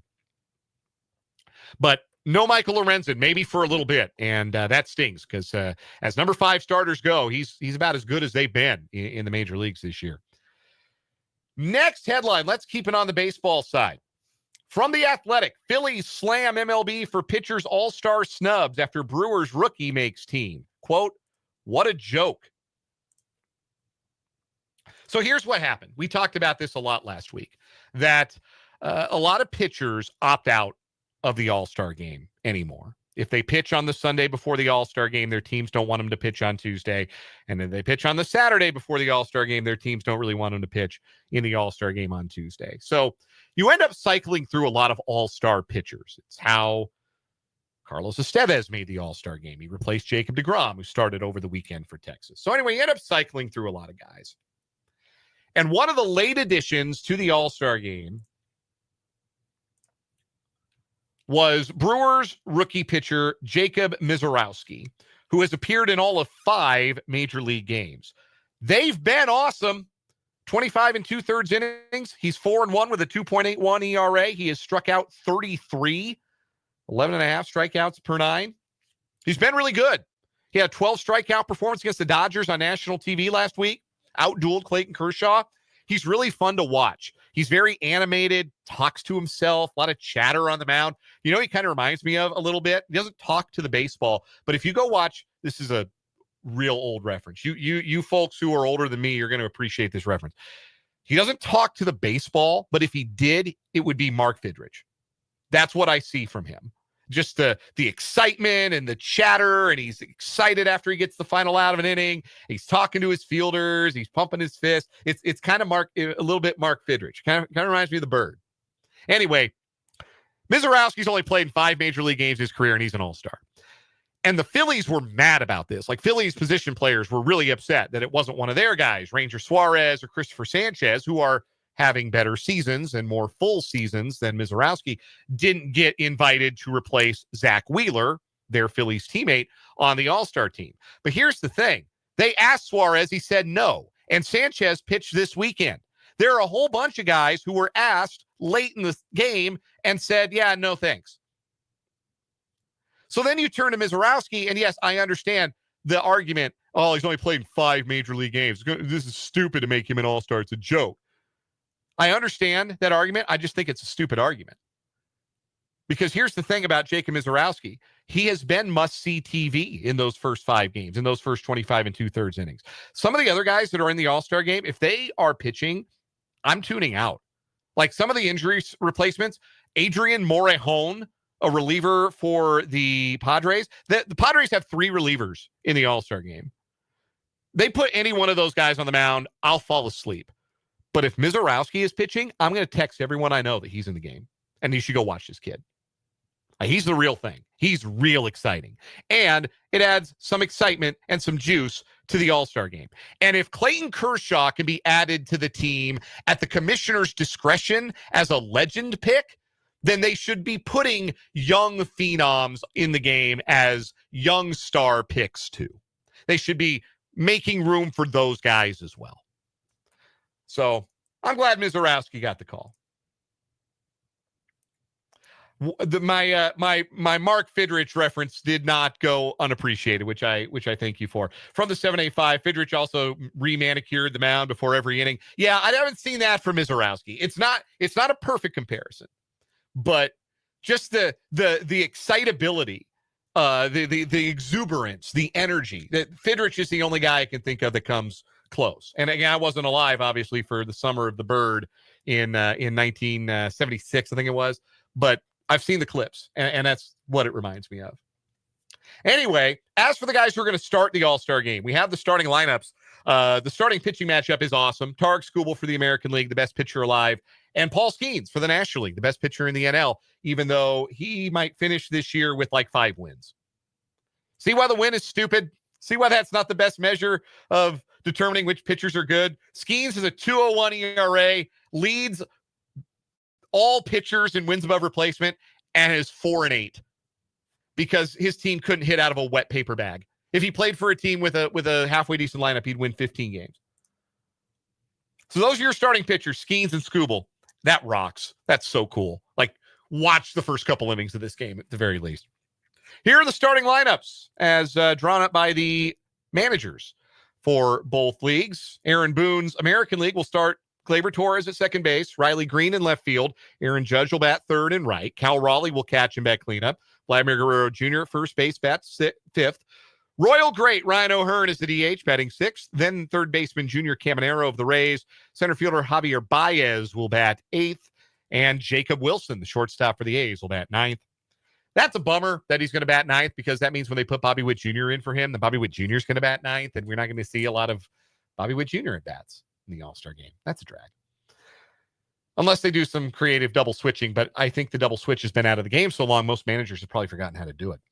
Over in the National League, Shohei Ohtani is the DH. He'll lead off, followed by left fielder Ronald Acuna Jr. and second baseman Ketel Marte. Freddie Freeman will play first and bat cleanup. This is Dave Roberts' lineup, by the way. Manny Machado's at third, Will Smith behind the plate, Kyle Tucker in right, Francisco Lindor at short, Pete Crow Armstrong in center field. The National League lineup is so much better than the American League lineup. We may finally be seeing the pendulum shift back to the National League after 2 decades of American League dominance. And I need that. I'm a National League guy. You guys know this. I need to see the National League represent. It still matters to me, dang it. It's a shadow of what the game used to be, a shell, but it still means something to me, dang it.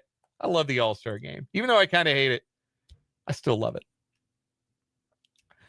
So that's your those are your All-Star game starting lineups for tomorrow night in Atlanta.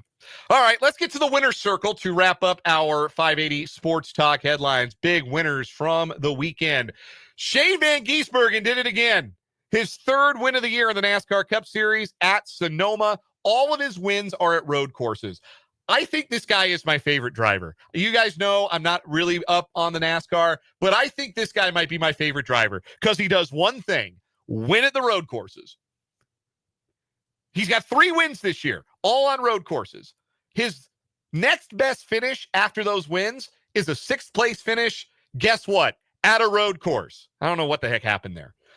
He has 0 other top 10s this year.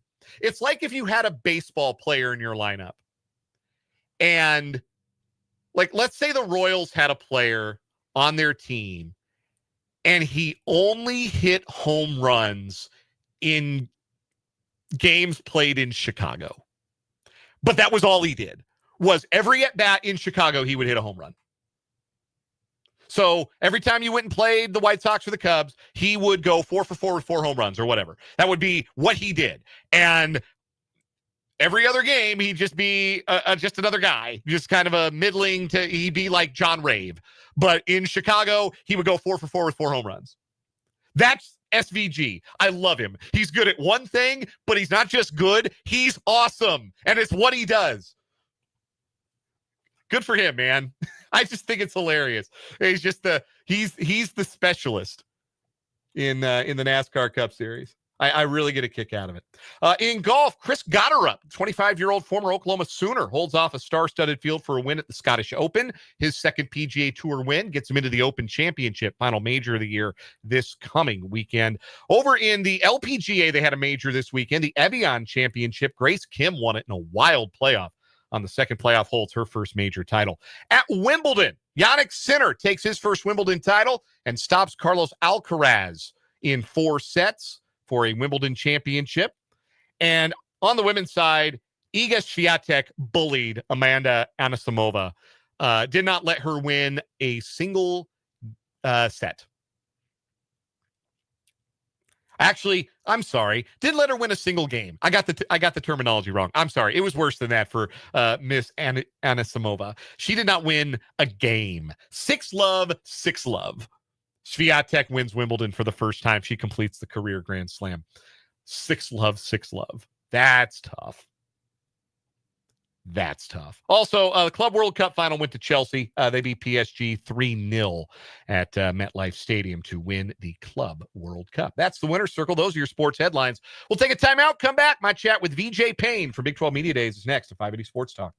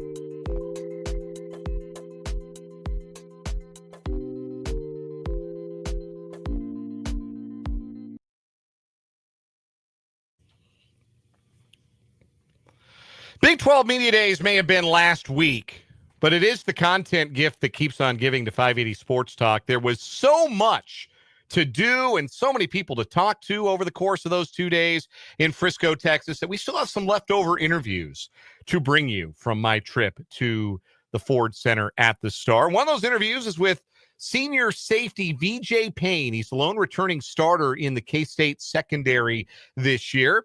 We talked about how he's gotten his body right for the coming season. Talked about some of those new talents around him in the secondary. And we talked about the Migos because he's from Atlanta and he likes the Migos. So we talked about them. VJ Payne from Big 12 Football Media Days here on 580 Sports Talk. Our guest from Big 12 Media Days at Frisco, Texas is the senior safety for the Kansas State Wildcats, VJ Payne. VJ, have a good summer? Yes, sir. Good summer. Just continuing to stack days.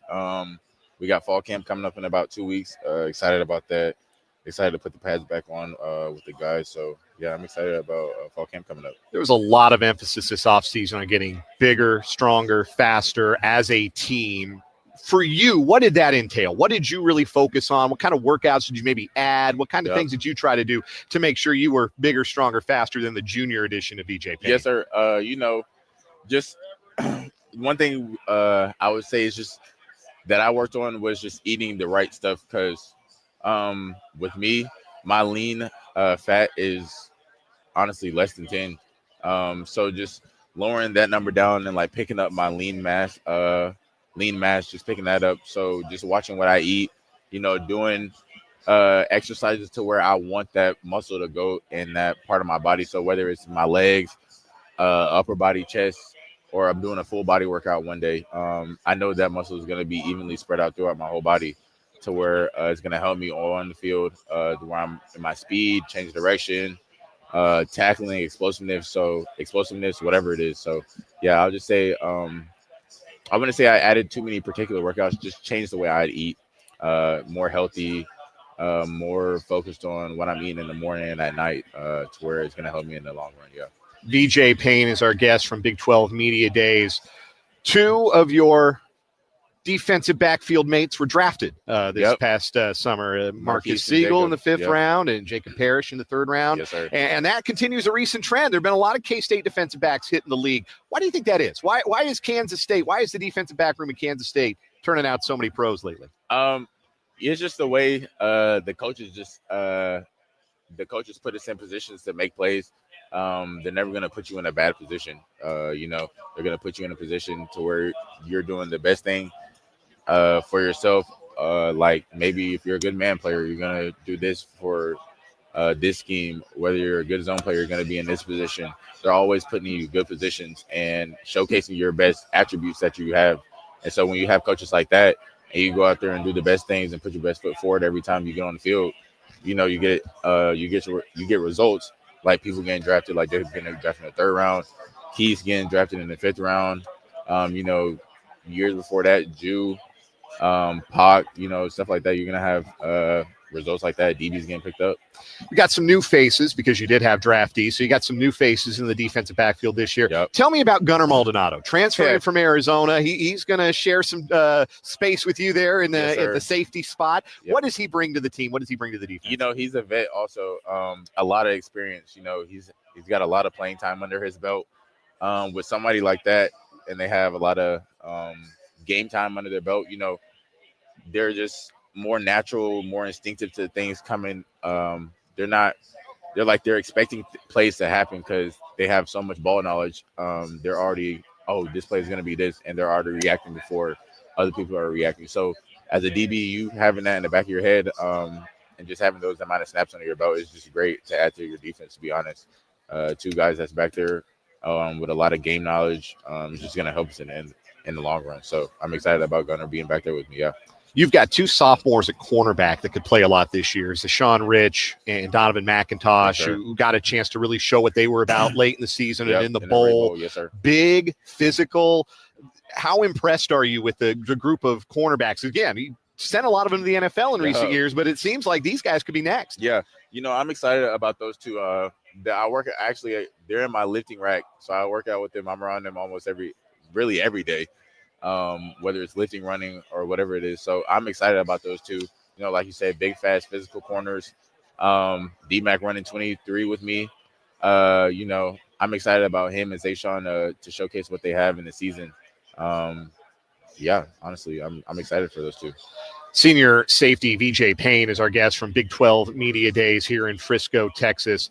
You get to practice against a deep, talented group of skill players for this Kansas State offense. Yes, sir. And some new faces at wide receiver this year. What's your impression of the new wide receiver group? And in addition to guys like Jace Brown, who had terrific year last year, what's your impression of what that group and the skill set that they bring? Yep, I'm excited. You know, Deron Tibbs, JB, you know, those two guys come in, buying into what we do.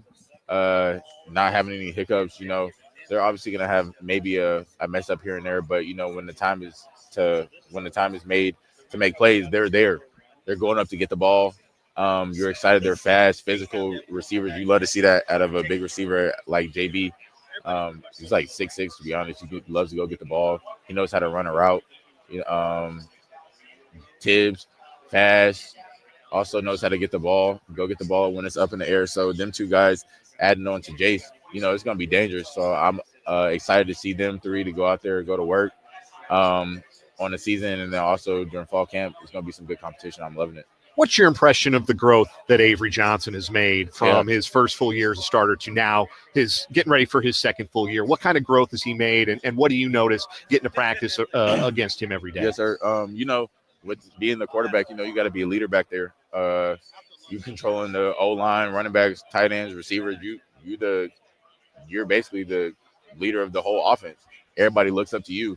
So him being that leader, where he's like calm, collected in times of pressure, you know, leading everybody to where they all on the same page. You love to see your offense on the same page, all on the same schedule. So him being that leader to where everybody's listening to him, coming to him for advice or whatever it is, to be honest, you just love to see that at your starting quarterback. And I can't wait to see that translate into the season. It's going to be a good season for him and our offense, so I'm excited about that. VJ Payne, senior safety for the Kansas State Wildcats, joining us from Big 12 Media Days. You guys hit the ground running. Week 0, it's a big game, and it's in a different country. You guys flying across the pond to Ireland to take on Iowa State. Yes, how important does that make your preseason preparation relative to recent years where you get a Week 0 or a Week 1 game against maybe an FCS team? Here, this is a conference game right off the rip against a team that you very well could see them in Arlington in December if things shake out right. So how important is your preparation to make sure that you and your teammates are all on the same page heading into that first game? You know, it's yes, of course, the week 0 is a earlier game, but you just, you know, you obviously have to prepare a little bit earlier, strategize the way you're scheduling your workouts and stuff like that to fit in times to where you're scheming for Iowa State for us, like for example. But you know, just taking it day by day. Some days you may be working on one formation, another day you may be working on another formation. You can't think about Week 0 is coming up here, and here. Just worry about what's coming up next. Just thinking about what's coming that day. Maybe we're working on this formation or another formation, just taking it day by day. Don't get too caught up in the moment or caught up too ahead of yourself thinking, it's Week 0, hurry up. You know, just be calm, be precise on what you're learning, and be just ready to go when that time comes. So, yeah.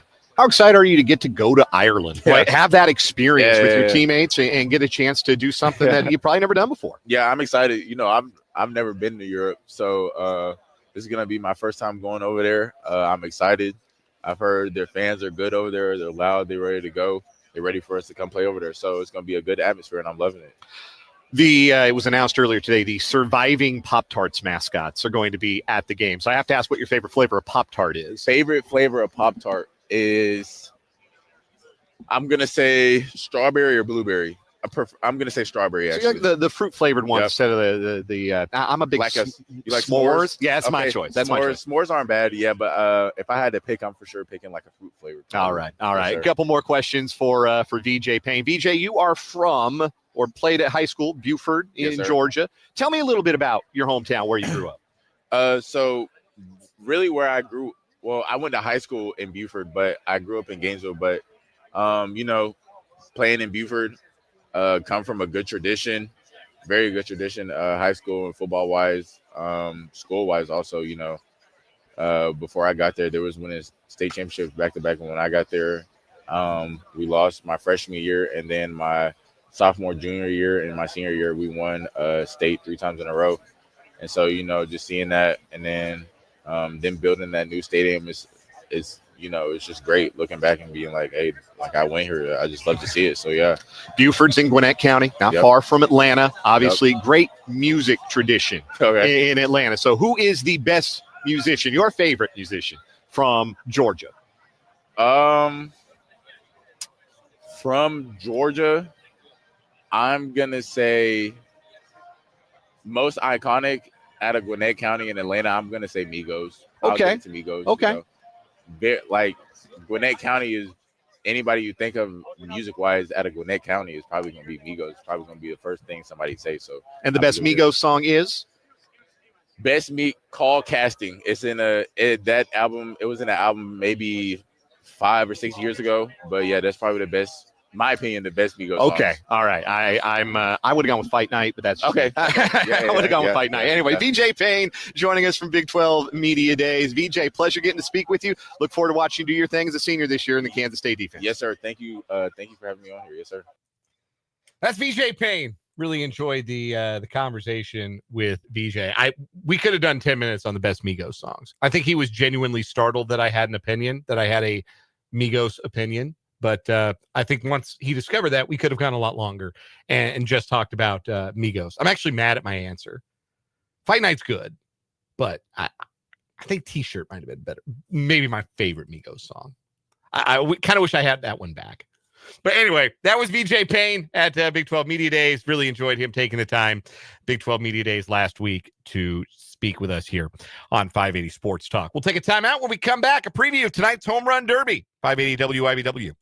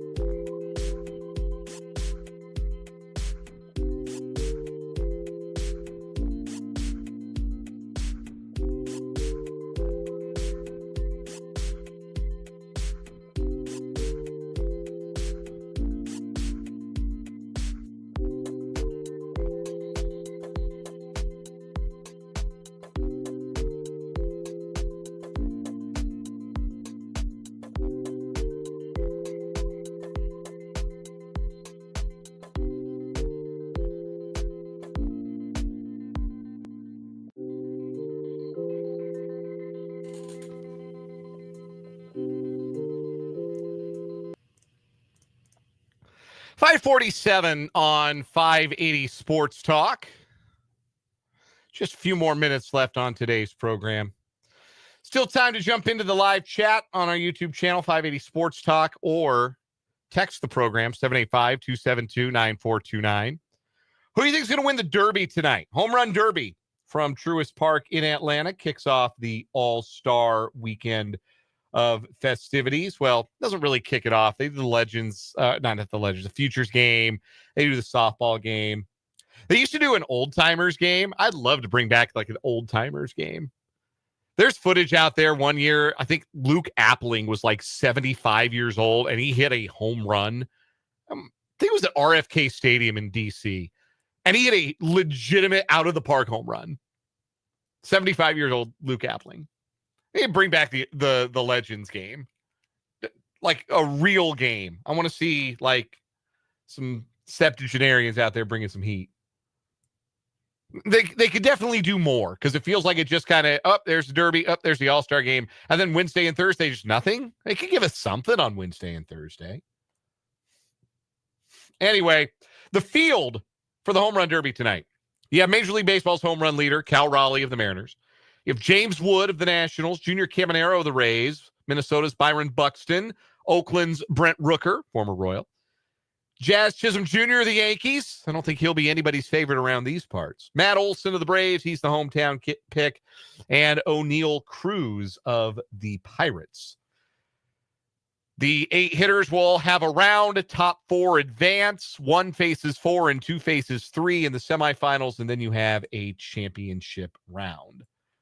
Had some picks earlier on the show from the listeners in the YouTube chat. Vance says he thinks it'll be Cal Raleigh, big yeeks. The large posterior Cal Raleigh is the pick for Vance. Andrew likes James Wood. James Woods is a different guy, but I know who you mean, Andrew. You know, James Wood tonight for the Nationals. That'll be Spencer's guy, of course. The National. Wood is fascinating in this event. I'm really interested to see how he does because he hits the ball really hard, but he doesn't really pull the ball. Like when you think about power hitters, you think about pulling the ball. When you think about the home run derby, you think about hitting the ball out to the pull side. James Wood hits tanks to the opposite field gap all the time. He's got tremendous power. I think he's got a real shot. I definitely think he's going to at least advance to the semifinals. I'm kind of leaning. I mean, it's tough. It's tough to pick a winner. O'Neill Cruz has the best exit velocities of anybody in this, and it's all he's doing. He's not in the All-Star game. He's not like good. That's the weirdest thing about O'Neill Cruz, right? Like they've moved him to center field off of shortstop, and he is truly terrible in center field. Like he is awful defensively, but he's too big to play short. So the Pirates, one of their many problems is they got him stuck out there in center field where he doesn't belong. He can't play the position. He's bad at it. And he's trying to learn it on the fly, which doesn't do him any favors. Also, he strikes out a lot. But when he makes contact, it is loud. And I think guys like that benefit from being in the Derby. Matt Olson has the home field advantage. He'll be familiar with the batter's eye, all that stuff. Obviously, Raleigh's red hot. Buxton comes into this thing hot. Byron Buxton does. I don't think he's going to overextend himself in this event. Junior Caminero is kind of my sleeper because he's young. He'll have the energy. He'll have the juice. Give me a Caminero and Cruz final, and I'll take Caminero to win it. Bit of a dark horse, but I'll take Caminero to win it. Junior Caminero of the Rays. I don't know. I haven't looked at the odds, the Vegas odds or anything for the home run derby, but I'm going to go with Caminero. Young, a lot of power. I think him, Wood, Cruz, and let's say Olson will be my final 4. And then I got Caminero over Cruz in the final. Sam asked, why no Bobby Witt Jr. this year? I never heard an answer for that from Bobby Witt. I never heard him say one way or another why he opted not to do it this year, but it is a choice. I'm sure he was offered. I'm sure Major League Baseball would rather have Bobby Witt Jr. doing this thing than O'Neill Cruz. I think they give lots of guys an opportunity. They put feelers out and they figure out who's interested. And maybe Bobby didn't feel like doing it this year. I think he was attracted to doing it last year because it was in Texas and that's where he's from, and maybe felt a little less attraction to do it this year. Maybe we'll see him do it again down the road. But I haven't heard that answer to that question, Sam, and I'm sorry I can't give you a better answer than that because I don't even know technically if he was asked. But a lot of players get asked and turn it down. They don't want to overextend themselves. They just want to relax. They want to watch other people hit some dingers. Maybe they've done it before. It's sort of like the slam dunk contest. You know, you're always asking the big names. Sometimes the big names just want to put their feet up and watch some other dudes hit some bombs. But it should be a fun one tonight. I think Wood has a chance to be a lot of fun. Raleigh's a great story. Olsen's a hometown guy. Cruz hits it loud. Caminero hits it loud. I think this could be a really fun derby tonight. One last break at 580 Sports Talk. We'll come back with the final word.